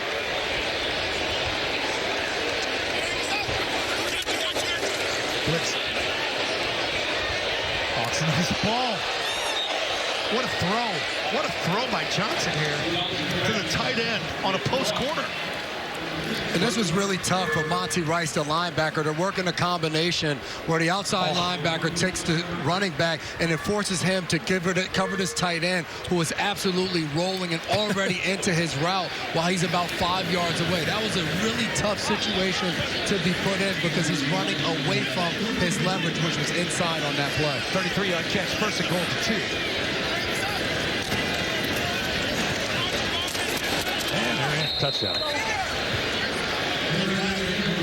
That was the cleanest drive right there for Washington. Just goes right down the field, not what the defense wants to see starting the second half. I mean, 16 years into it for Johnson here. He looks impressive here as the backup. And you can see right there, 2 rookies right there, Farmer and Woodson, both end up in the same gap. And the running back sees that, bounces one more gap outside to score the touchdown. A little bit of a miscommunication. We were always taught at the safety position, the guy in front of you is right. Whatever gap he's in, you go in the other gap because you're behind him. You can see him. Vander's going for 2.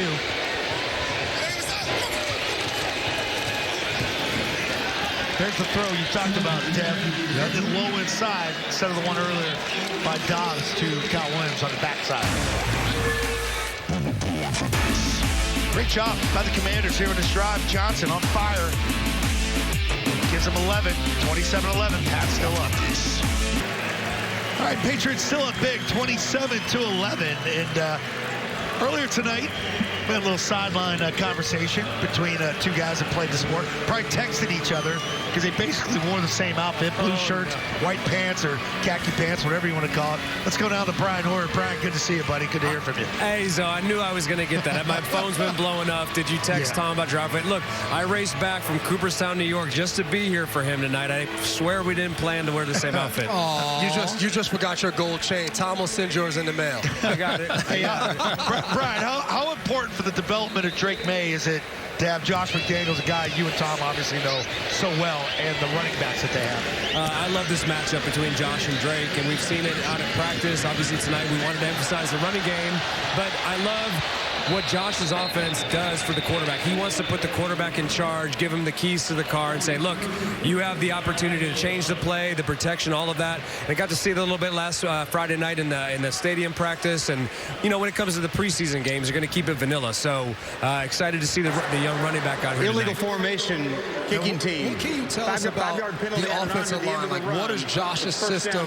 How does it help the offensive line? And then watching them and seeing what Doug Marrone was able to bring to them so far this year. Yeah, I think it's a great pairing, bringing Doug Marrone in to coach this offensive line. And one of the greatest coaches I've ever experienced, Dante Scarnecchia. The offensive line wants to see everything through the same set of eyes. So they want to be on the same page. There's a lot of communication. But unlike a lot of other systems, everything's going to start with the mic point that Drake's going to make. So once again, putting him in charge, and then those guys relay the call down the line. Hoyer, one more question for you. You keep mentioning Drake May being in charge, the mic point. Everybody at home may not know exactly what a mic point means, but when the quarterback's in charge at the line of scrimmage, one, how difficult is that for the quarterback? And then what can that change for the offense? Yeah, a lot of systems, they put that on the offensive line, but in this system, we want to put it on the quarterbacks because they're seeing the safety rotation. We see Devin coming down, trying to mess with us, going back to the middle of the field. We could see it a little bit better. So put the quarterback in charge, set the offense, the line communicates it, and then they go run the play. So really excited for Drake to have that opportunity this year. One more for me, Brian, as Ben Wooldridge is now in at quarterback. Dobbs' night is done. The running backs, how important was it for you guys to have that electric third down running back, whether it was James White, Shane Vereen over the years, Kevin Falk going back to the old days? But it looks like they got three different skill sets. Yeah, look, having a running back that can do all those things is huge because you'll see in McDaniel's system, he wants to use those guys as a mismatch when it comes to not only the running game, but the passing game. So I wouldn't be surprised as the year goes on, we see Henderson, Mondre, we see that Gibson, get them involved in the passing game as well. You've been down there on the sideline. Do you see Henderson's speed in real time? It looks different. There's an explosion when he gets the ball in his hands, and you just see the aggressiveness that he hits the line of scrimmage with. It's incredible. Brian, we appreciate it. We're going to head to break. Patriots still up, 27-11. We're going to get Brian back on the other side. Brian, don't go anywhere.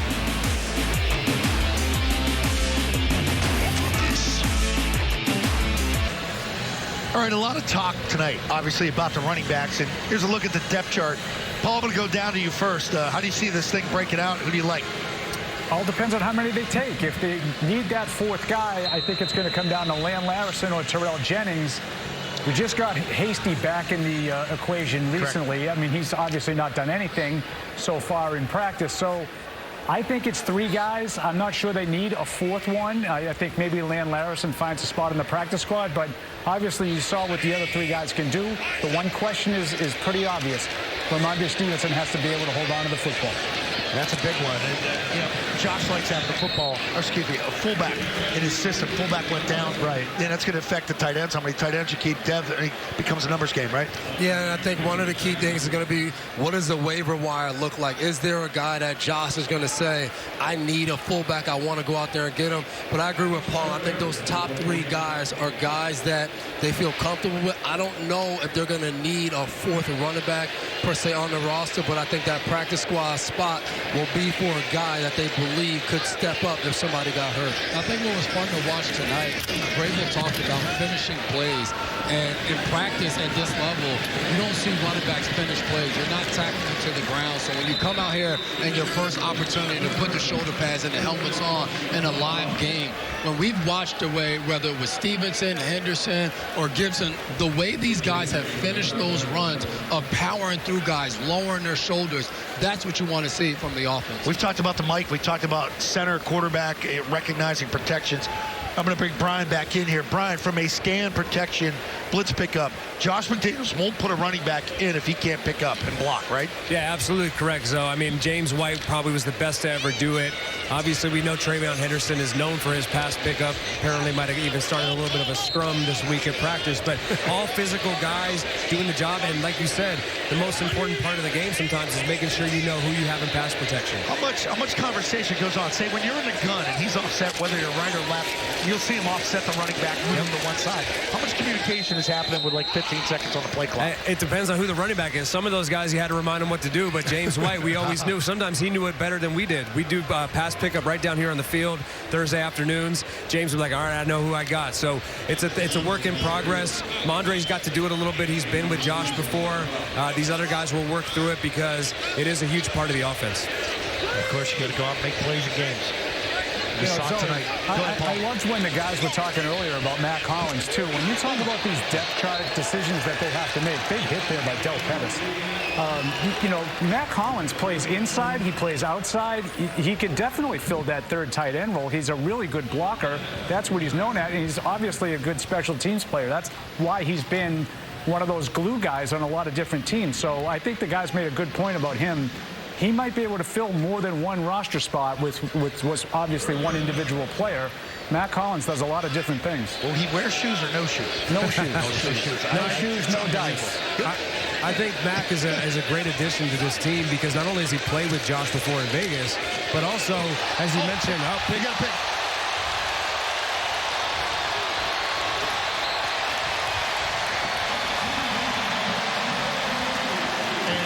It's a deflected pick, but it's a big one right there. Defense making plays here tonight. And it looks like it's Polk that got this one. Batted up in the air. It's a high ball to the inside by Johnson. But you got coverage, man. But you can see this is man-to-man. It comes off. He catches it. This is where you just got to sometimes be close enough to the play. The pass wasn't as good as you would hope, so it's a little wide. It comes off the hands of Polk. Johnny on the spot catches that ball, and then you would like to see him get to the end zone, but he made it happen a little bit. Looking to the people in the crowd, telling them, you see me. And a play like that, they're playing man-to-man in a slot, and he kind of jumps back off the snap, and that'll be something that they'll correct in the film room. But, Dev, to your point, sometimes it's not perfect technique, it's not a perfect rep, but you just end up in the right spot. I was trying to get the ball down the middle of the bag. You want to guess what school Polk's from? Texas State. Rookie from Texas State. There we go. Polk. Celebrating over there. Exactly what you said earlier, Zoe. Celebrate with your teammates. Let's not act like we do this all the time. Let's go celebrate. Let's get that energy going. Let's inspire and encourage each other to get another one. Keep the sideline buzzing. Peppers. One thing about Peppers, he's going to have that energy. Yeah, Vrabel doesn't care about the hats. Wear whatever hat you want on the sideline. That's one thing he said, too. No cell phones, no hoods and meetings. That's how guys fall asleep, right? Yeah. That's how you take that nap in the back. He wants to keep all eyes on you. Zoe, sounds like that was something you were doing back in your heyday, huh? I took lots of naps. I saw it one time, I knew it. That photographic memory. That's all you needed? Yeah, that's it. One time. I'm not the guy that they taped the $100 bill in the back page of the playbook. And the coach collects it at the end of the year. Hey, guys, I got all my money back. Ray Perkins told that story. I forget who the heck did that. Well, that's a nice job right there. That's a nice job by your right tackle in the game right now. And that's Jack Conley. Yeah, movement. They broke the neutral zone, so you have the ability to move one player removed. Neutral zone infraction, defense number 59. 5-yard penalty, still down. You're right, Zoe. I used to love that. That would happen in practice, and the offensive lineman wouldn't move, and then Bill would, rip the offensive line in the meeting room for not moving and drawing a penalty. So then the next time it happened, the guy would have this delayed reaction and then still be false start. So they get ripped even more next time. So good job right there by Conley.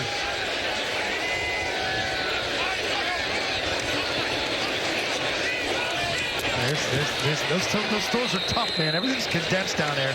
Brian, what are you looking for to do if you're Wooldridge here? Yeah, look, you said it. Everything's condensed down here, so it's going to be quicker throws. The defense is going to be on the receivers quicker. You could get a max pressure. We've seen that a few times tonight. One time, Vrabel ran down here and called a timeout. So you got to be on your P's and Q's, and these are all about points. We're going to go for it here on fourth down. What do you got, Brian? Fourth down. Yeah. Let's see. We're in zero side. I got to give you one. I think we're third. Oh, we are fourth down. Fourth down. Yeah. I mean, look, we're going to throw the ball, right? Little rub route. There it is. Yep, good catch. Get in the end zone.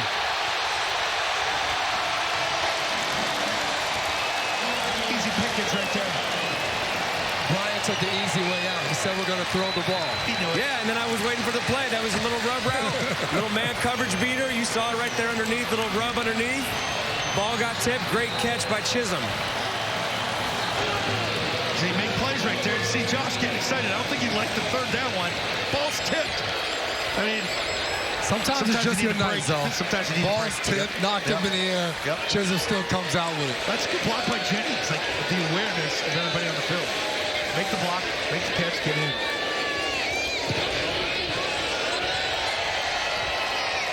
Looks like it's Romo with the kick there. So Romo in for the PAT. Borgalis had the earlier ones. And this is what Vrabel talked about at halftime. Complementary football. Right there defensively, Polk makes an interception. You don't want to just get the interception and kick a field goal. This is what it's about. Fourth down, we're going.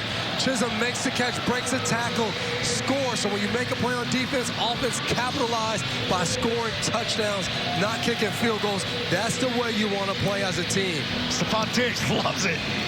I love the hat selection. You guys bucket hat guys? Are you baseball hat?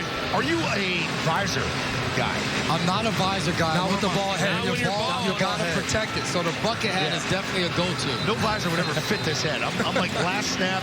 I can only wear a fitted hat. It's got to be almost a size 8.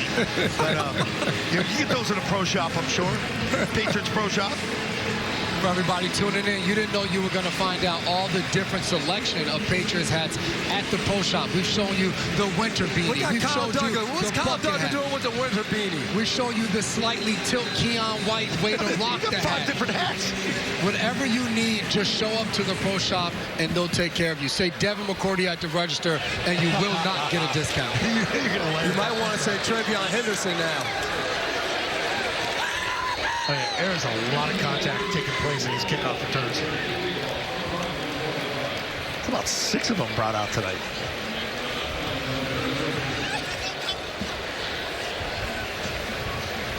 So, obviously, Christian Gonzalez not playing with the injury hammy.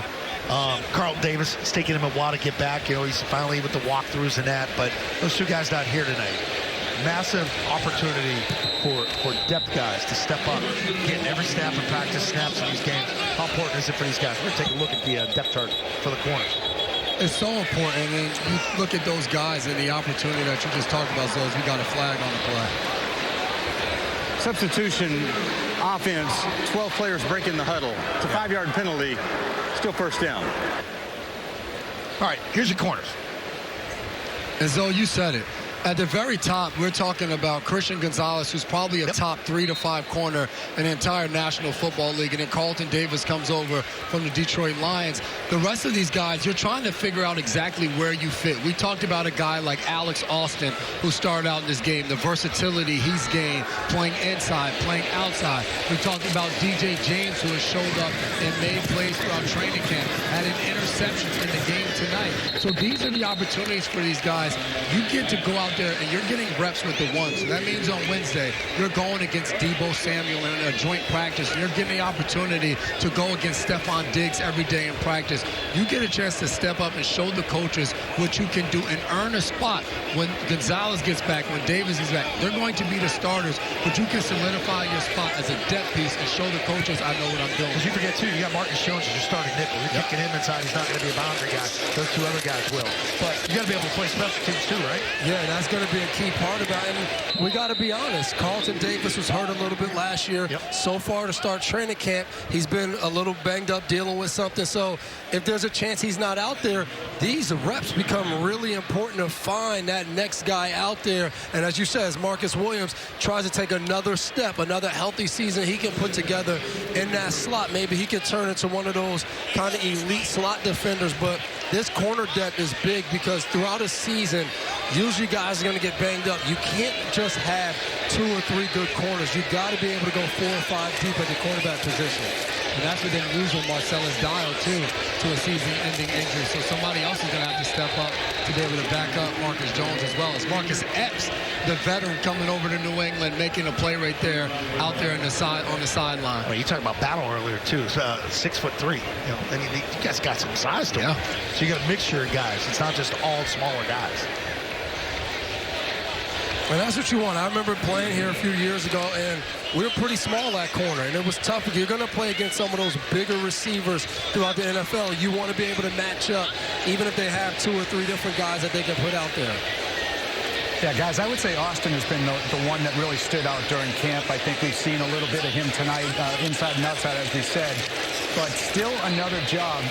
As I said, Marcellus Dial was going to probably make this team. So we're going to look at, maybe an Isaiah Bolden being a possibility there. Another guy with some versatility. We've seen him even play a little bit on the back end at safety here. We got a flag here on this play. Yeah, it's going to be a personal foul, I think. Ball was not caught. Took 2 steps. It's a late hit to the chest. Could have been avoided. Yeah, as they get it unfolded, unsorted here, I would just say it definitely looks to me like they're going a little bit more safety heavy. Look at this penalty from the previous spot. So second down. To get the space in between, it was a push-off. The ball was not caught, but then you had a 2-step late hit after that. Thought they were going to get him on the back end with the late hit. Not the case. And here's the push-off. You're seeing the arm extended. But this is what you're talking about, Boom, Zone. right there. Oh, that's clean. That's the thing. Shoulder. That's clean by Marcus Epps. And that's what Vrabel's yelled to the back judge. He's yelling, hey, good job hitting him in the chest with his shoulder.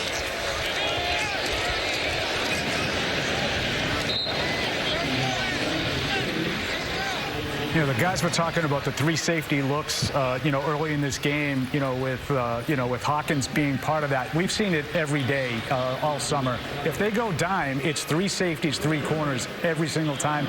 I think they like the depth they have back there. Obviously, they love Gonzo and Davis as the starting corners, but I think there's more depth at the safety position than at corner. Yeah, Paula, to that, we used to call it big nickel, and I think that might play a part too.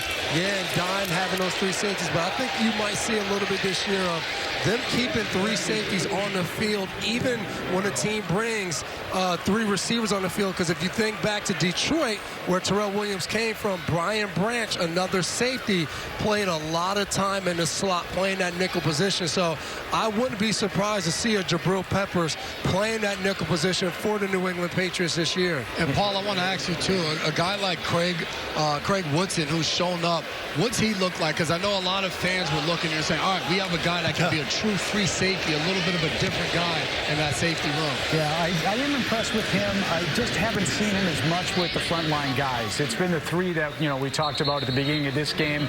But Woodson's got a great reputation, for being a very cerebral free safety type. So, Jason, you've been looking for your brother back there ever since he left. They haven't really had anybody to fill that role. And, maybe Woodson, maybe he's not quite ready to do it right away now as a rookie, but I think down the road, that's the kind of Let him know, Paul. Let him know. He needs to start giving me my credit. Absolutely, Dev. I got you. Those days are long gone, my friend. Long gone. Patriots take over 1st and 10 at their own 20.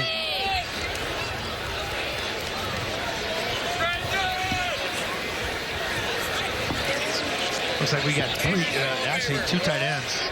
2 tight ends at 12 personnel. Single back in the game. Well, play action. There's a shot. Good throw right there, Brian. What'd you like about that right there? Play action throw. Got the head snap back around 26-yard gain. Great throw, little crossing route, cleared out with the post on the deep safety, and great job by Woodridge right there, just stepping up. Good touch over the linebackers. Love that play. Warrior, let me ask you something. We talked about in this Josh McDaniels offense earlier in the game of all the motion that we saw taking place. From that quarterback perspective, what can that do to change what you're seeing pre-snap and post-snap? Yeah, we would use motion for a lot of different things. Well, sometimes you're shifting to see if you got a man or zone. Sometimes you're trying to get the defense to switch late when they're coverage and their rotation. So there's a lot of different ways that the motion, shifts, all of those things are used in this system to give the quarterback more information for the play. That's a real nice fill by John Giles there. He was the guy who caught that one, number 83. A little slight push, but to create that separation, and then you break it across, go to the open spot. Deep drag's going to be a big part of this offense. Yeah, those are huge, and there's so much emphasis put on it. You see a lot of teams, they just kind of get over that area. Josh, Coach Todd Downing, they're going to teach these guys to get the vertical stem, get up, make it look like a two-way go. So good job right there on that crossing route. Chisholm. There we go. Another offensive player finishing the run. It's not just the running backs.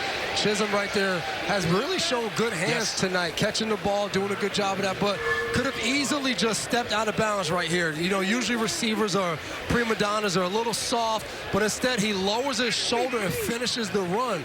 That's the attitude and energy. Is that Stephon Diggs on the sideline? With the bucket hat, getting his guys going. And that's what you love to see from a football team in the preseason. A guy like Stephon Diggs, the leader in the wide receiver room. He's in street clothes. He's not playing, but he's into the game. He's cheering his guys on. That's when we talk about the culture that you want to see from your football team on their first time out. Look at this speed. Still going. And you talk about being in street clothes. Vrabel said that every guy needs to be ready to play the whole game. They won't play the whole game, but they have to be ready to play. And Jeremiah Webb with that catch. And what I like about that is the rookies always have to do little funny skits. They have to tell jokes. So yesterday, we asked, who's the funniest rookie? And right away, Kyle Williams told us Jeremiah Webb. Jeremiah Webb said, it's not all jokes, baby. I make catches and make plays and talk a little trash. Maybe he was telling a joke right there. Yeah, that's a 33-yard pickup for him right there. It's a good throw by Wilkie.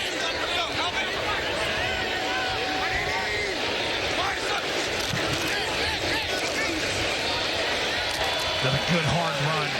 Just mentioned Burkhead. He looks like Burkhead. He does, right? 34 helps. We got a flag down, guys. It's coming back. Holding. Offense number 61. 10-yard penalty. First down. I think the team is going to hear a lot about this, though, because you could tell at the half, Vrabel said, it hasn't all been perfect. We've had 2 penalties, but we got lucky because they've been offsetting. In the second half, they picked up more penalties, and they felt the pain of those penalties in the second half. And I feel like this is going to be where Vrabel starts tomorrow in that team meeting room. Can't go backwards. That's second penalty, too, that is accepted against the team. We got a player nicked up in the secondary here for the Commanders. It's good to see he's up on his own, under his own power, making his way to the sideline. Physical game. It's Tyler Owens, safety of Texas Tech. And as you guys are talking about the penalties, and obviously in this second half, we saw they committed 2 in the first half. They were offsetting.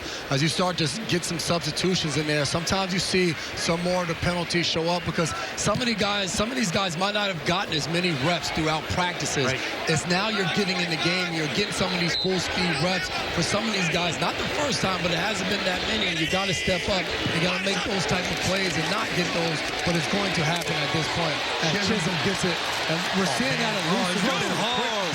And you guys said it. He's finishing and he's running hard. It doesn't matter who's been in the game for the Patriots tonight. We've seen the passion, we've seen the energy, and we've seen them finishing plays. It's a quick throw. It's a slip screen to the left side. Chisholm is when the draft happened and they were able to get this guy, unsigned or undrafted free agent out of Eastern Washington, high production guy. He could thrive under McDaniel's system as a slot. He looks like Welker and Edelman. He does. Patriots threatening here, 27-11. They still lead. The score is 34-11. I said 27, I think, going to break there. What's a 153 right there on that ball? Take a look at Tom Brady jerseys, everybody bottom. Logo on the ball, 153. We got to find out what that means. It's a good shot by the camera guy.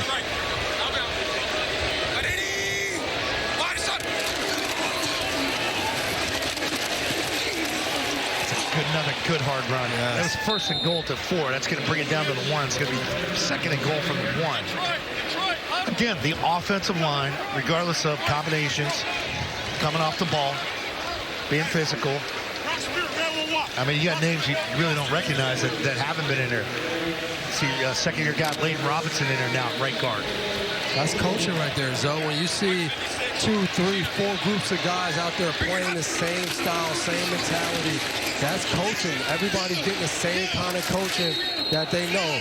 And you talk about finishing runs. Oh, okay.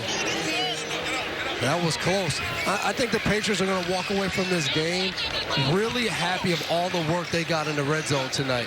it's not promised that you're going to get those game reps in the red zone, but because of the defense, because of some of these long drives and the kickoff returns, they've had a good amount of drives in the red zone, so they'll be able to go back, watch the film, and break all that stuff down. What can we do better? What went well? Those are good reps to get to young players, because you don't always get that in a game. You get long touchdowns, or you don't score, you don't get to work through the red zone. 4 trips in the red zone, 3 touchdowns, 1's a field goal.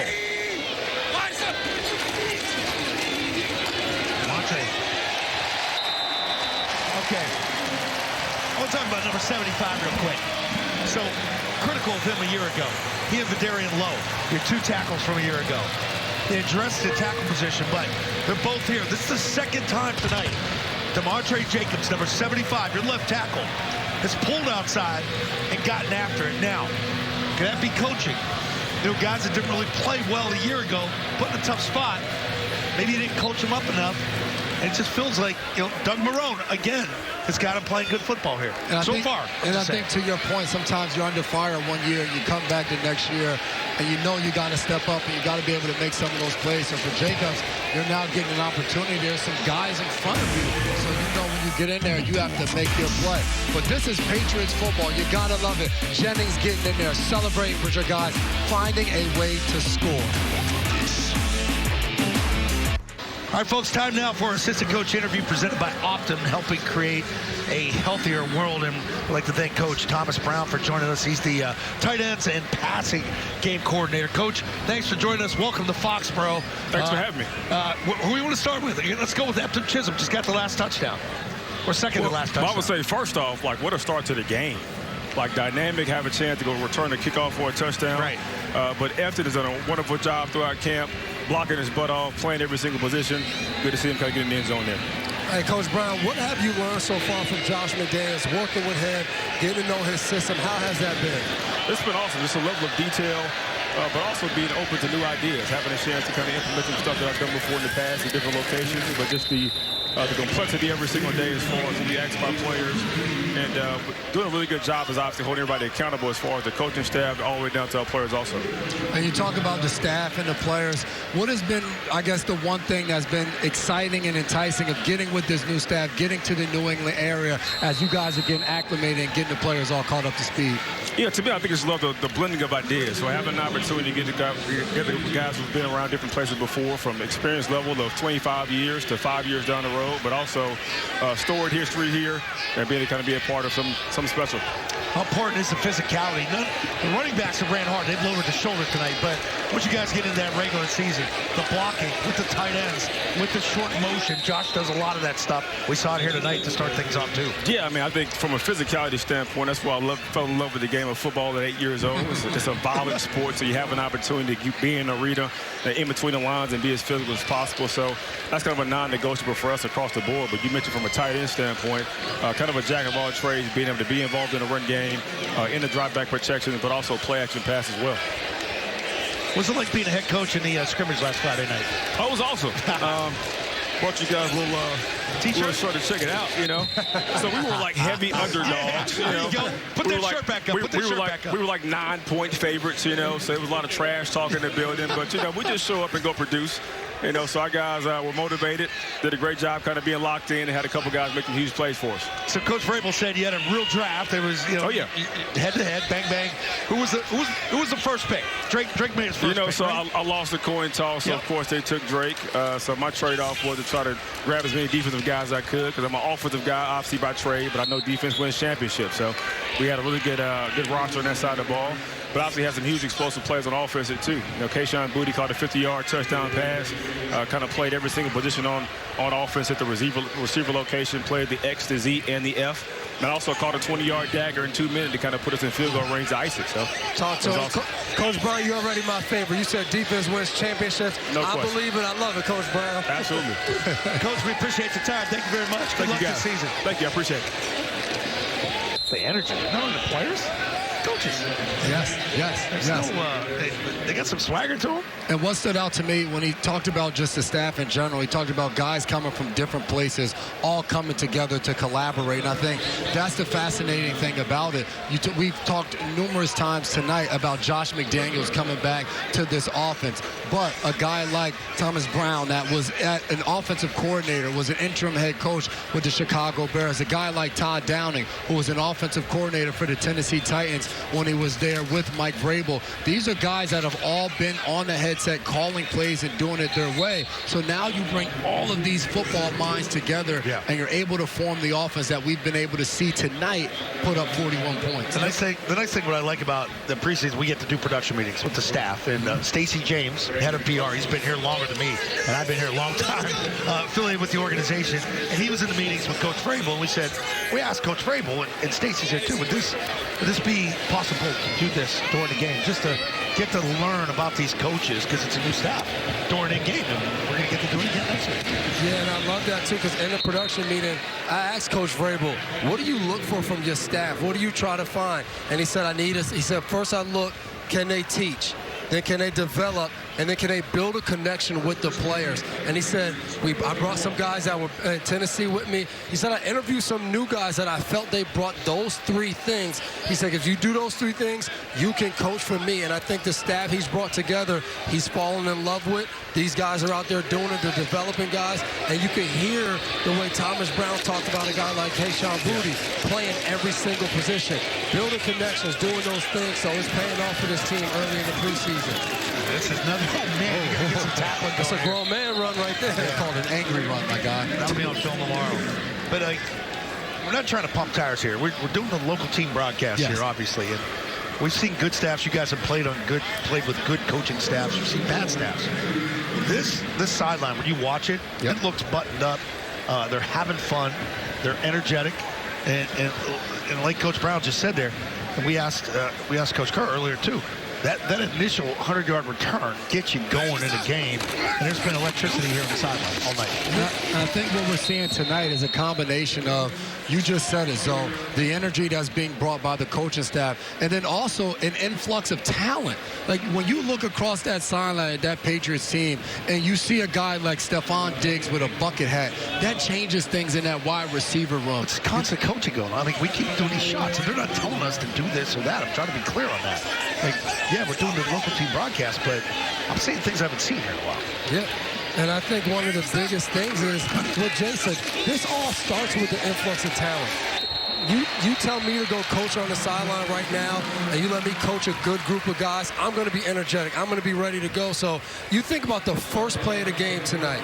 Yeah, it was good blocking, but a lot of that had to do with they kicked the ball to a super talented guy, and Vrabel said it at half. When you got some kitty cats back there that can go, you have more effort blocking. You're doing more. So credit to this coaching staff. But again, I think a lot of this has to do with being a team that spent the most money in free agency. Going out there picking and getting the right draft picks. That has a lot to do with it, and we're seeing the effects of that. When you have talent, you can win. I remember Coach Belichick used to tell us all the time, good players, that's the only thing that helps you. He credited the players all the time. He said, if I'm a great coach and I coach a lot of non-talented players, a lot won't happen. And Vrabel said that too. You got to learn not to lose games. You got to learn how to win games. And I mean, 2-4-win teams back to back.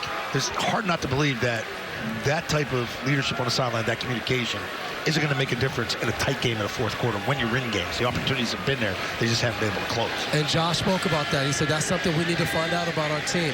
How do we execute in games? How do we play when it's a one-score game, 3-point game? So that's big. 41-18. Get the touchdown. Thomas Brown flaunting it. He won the big blue-white game, the inaugural blue-white game last Friday night. Speaking of New Orleans, that guy right there, he had a big touchdown against them. Man, I think it was, 10 seconds. We'll probably revisit that next week. Last play for the Vikings. You might see it tonight. Stephon Diggs. I can see Diggs begging Mike Vrabel to get out there against Minnesota next week, back in Minnesota. You know, let me get a piece of it. Oh, heck with it. We're going to go to that play. Nice job by our booth here. Look at Case Keenum back there at quarterback. Throws up. Look at the angle by the seat. Don't duck your head. Pick your head up. and then he's good. He's gone. Takes the helmet off. Pop the helmet. Pop it. Bang. There you go. Let him see your face. That started getting paid at that point, right? That's why he has a bucket hat on right now. He's used to not having a helmet. I like it. Former Maryland Terrapin right there. Bucket hat and hood. That's a new look. All in New England. Get that look. Jersey's already out. Yeah.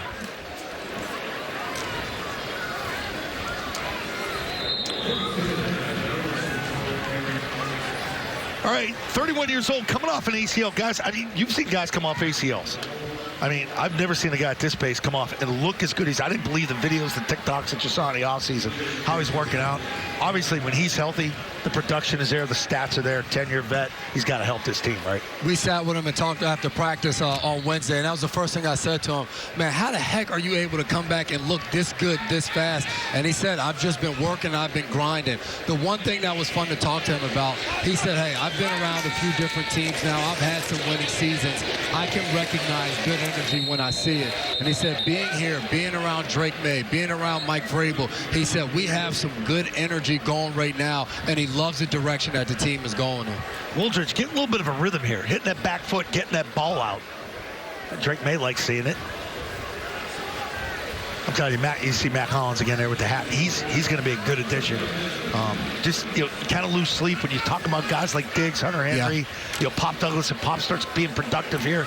The defense are going to focus on that and leave a guy like Matt Hollins open one-on-one backside. And I think beyond just what he's going to bring on the football field, I was teammates with Mike Hollins for a year in Miami. And you talk about him as a guy walking around with no shoes on. I remember talking to him as he get the ball out and make a play up the field. I remember talking to Mac Hollins during a production meeting last year, and he's in the hotel and he's taking the stairs because he doesn't get on elevators because he doesn't want anyone carrying him to the top. He's a glue type of guy that brings your locker room together, and in moments of seriousness, he can make situations light. And he's the type of guy that plays with a ton of energy every single time he's out there. That's a 22-yard strike on the dig route. I'm going to bring Brian Hoyer back in here. Brian, he's starting to get a little bit of a rhythm here as Wooldridge, right? Yeah, no doubt about that. Great tempo on that play. They bring a little high-low with a little inside hitch and an in-cut behind it. They clamp down on the hitch, hit the in-cut behind it, big play. I'm going to kill clock here, too. This is called game-ending drive, victory drive. Get under 6 minutes. Want to be able to just run that clock out. Right, guys? Start those team buses. Let's get out of here. Yeah, this team they've been able to work a lot of different situations tonight. We talked about being in the red zone. They got 2 minutes at the end of the half, and you just said as though we used to call this 4 minute. You want to end with the ball in your hands. Yeah, sometimes it's when it starts at 4 minutes, but if you can run this clock down, starting at 6 minutes and finish in victory formation, that's how every team wants to end the game, on offense, taking a knee. So 9 of 12 is Wooldridge at this point. 132 yards and a touchdown. There's another good run. So you got Rex Burkhead. I'm joking. So Larison, again, with another good run around the corner. So guys like Eftham Chisholm, Larison have popped a little bit here tonight. Just trying to look at some of the guys that are getting reps, that we don't really talk about during camp, during the everyday camp, because everybody's concentrated on those first and second teamers. And this is the time for them. You talked about Wooldridge getting into a rhythm, making plays. You don't know how many quarterbacks are going to keep here in New England, but you're still fighting for a practice squad spot here if they don't keep three quarterbacks. You're fighting for a spot somewhere else if they don't keep you here. A guy like Larison getting an opportunity, flashing in training camp, practice. Now getting an opportunity, get the ball. We know he has some quickness to him, but running in between the tackles, staying vertical. These are opportunities where guys can showcase as we have a Patriot player down right now. See, you have a flashbacks right now to that final drive. That looked just like Rex. Kansas City, where Burkhead and Sony had those runs down to get you guys to another Super Bowl. That was my favorite game to call, though, by the way. That AFC title game. It was a fun game to be at. Oh, my God. You guys celebrating at the end. We're going to take a little break as they look at Lindstrom.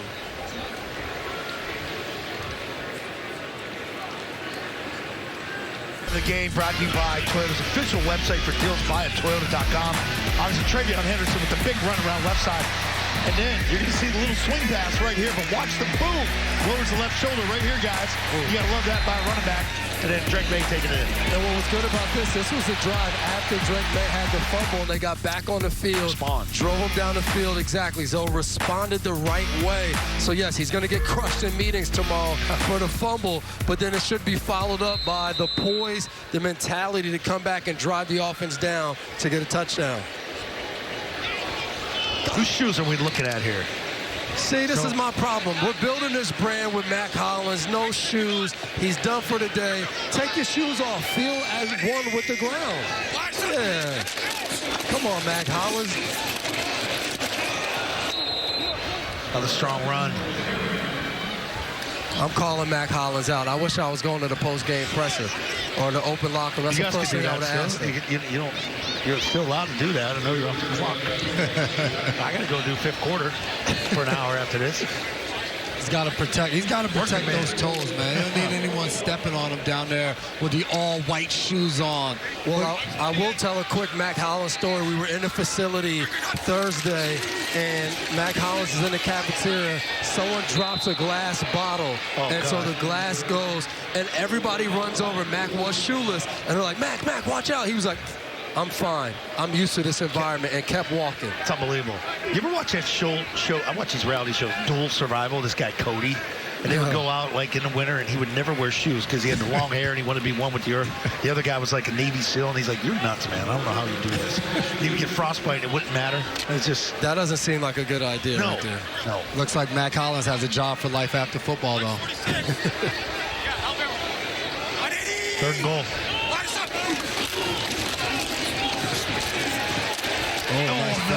run. Larson, toss left, lowers the boom.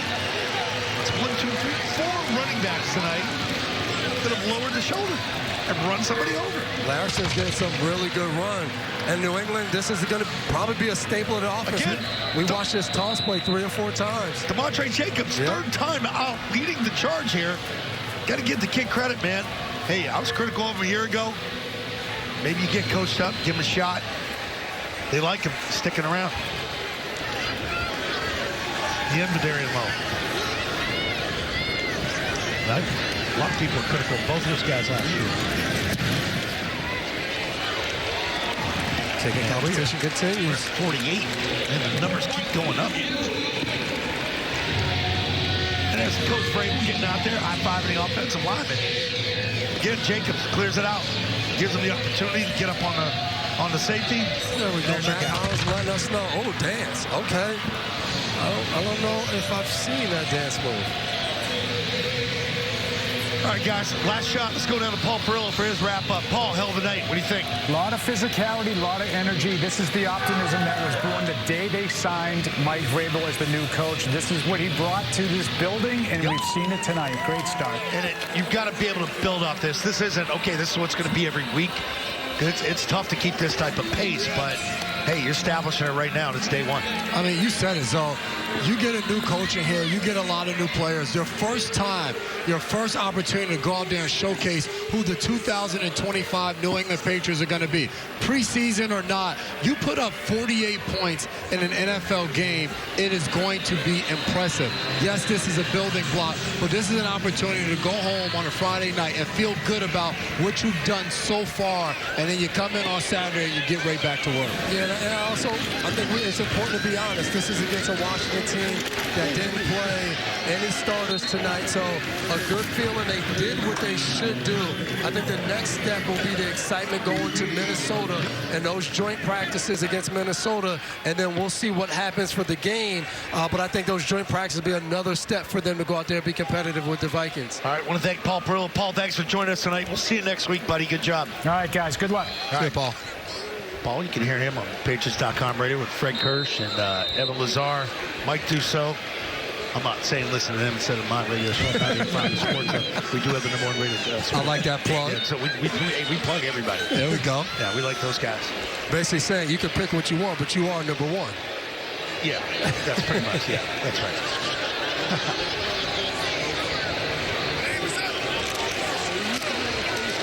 another give right there. Trying to kill clock now. Under 3 minutes.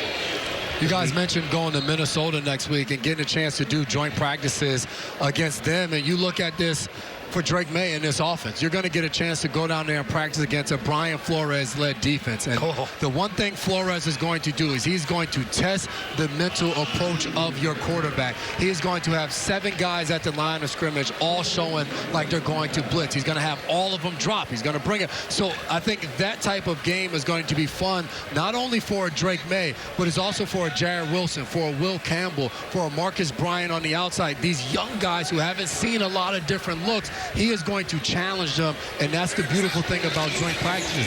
You get to see every single thing the team's going to do. Another hard run right there. Let's go down to our guy who was in Cooperstown. Brian Hoyer, why were you in Cooperstown today and made it back for the Brady presentation? Hey, my son Garrett is there with his baseball team, Boston Prime. They are the number 3 seed heading into the playoffs. I'll be heading back there tomorrow. Hopefully we come home with the championship. He told me he hit 5 home runs this weekend. It said in one day. He says you've never been able to do anything like that. Hey, he's trying to. Hey, I've actually played in that tournament, hit 4 home runs in 1 game, so he still hasn't reached that record yet. Yeah, Hoy. Good stuff. Loving it. Loving it. 2-minute warning as we get closer to the end of this football game. It's a good shot of Will Campbell. And you can stay tuned after tonight's game for a MyToyota.com post-game report, where we'll recap tonight's game. A lot of good plays, a lot of big plays offensively, good red zone drives, and some cracks on defense, so stick around for that. And I think this is a fun game to watch as you look at these two organizations. We spent some time talking to the Commanders head coach, Dan Quinn, who talked about what they're building and the different guys and the togetherness that team has and what they were able to do last year. And the Patriots are in that same boat that Washington was a year ago as you're trying to build. Vrabel talked about building and learning each other's why and how and why you come and show yourself to work, what you want to do, getting to know these guys. So I think it's a really cool matchup to start the preseason as the Patriots really want to try to chase what the Commanders were able to accomplish last year. It's been 8 months since you had football. You get to see the team in the uniform, the helmets, the Brady unveiling, the statue, all that stuff. You don't want to see a team come out and be sloppy. Have a ton of mistakes, penalties all over the place. Again, it's a good start for them. It feels like we turned the page here a little bit, and things are going to be on the upside. Yes, it's a fantastic start, like you just said. For fans, you come out, and it's a beautiful Friday night in Foxborough. Tom Brady is back in town. They're unveiling the statue. Big plays all night. Yes, and all of that is great, and it's nostalgic. But then we get to see this 2025 version, and you said it, big plays all night. From the opening kickoff, Travion Henderson takes it 100 yards. Dev, you mentioned in our open, there's so many new guys on this offense, and that's the side of the ball that for the last few years, all the criticism has been focused there. So from the first play of the game, the first snap, Jeremy Springer's unit, the special teams quarter, takes it to the house, and it's been an onslaught the entire night. It's a 10-second runoff. Please set the clock to 15 seconds. Am I ready? I think Brad Rogers, too, for the refs. It's a good start for them, too. Seems like, not a ton of penalties. Yeah, the ones were legit that they called. But your draft picks, like you saw the number 2 pick pop tonight. You saw Robert Spillane all over the field. He seems like a heat-seeking missile. Bill Williams out there in space making plays. So the guys you went out and got, we saw Matt Hollins day 1, 2 days ago, make plays, Steph Diggs. Keep going on and on. It's a good sign, guys. What a way to start right there. Great start. And we'll return for our post-game show. Don't go anywhere. Good to see Mike Vrabel shaking hands with everybody. Get back and get ready to get to Minnesota. Enjoy.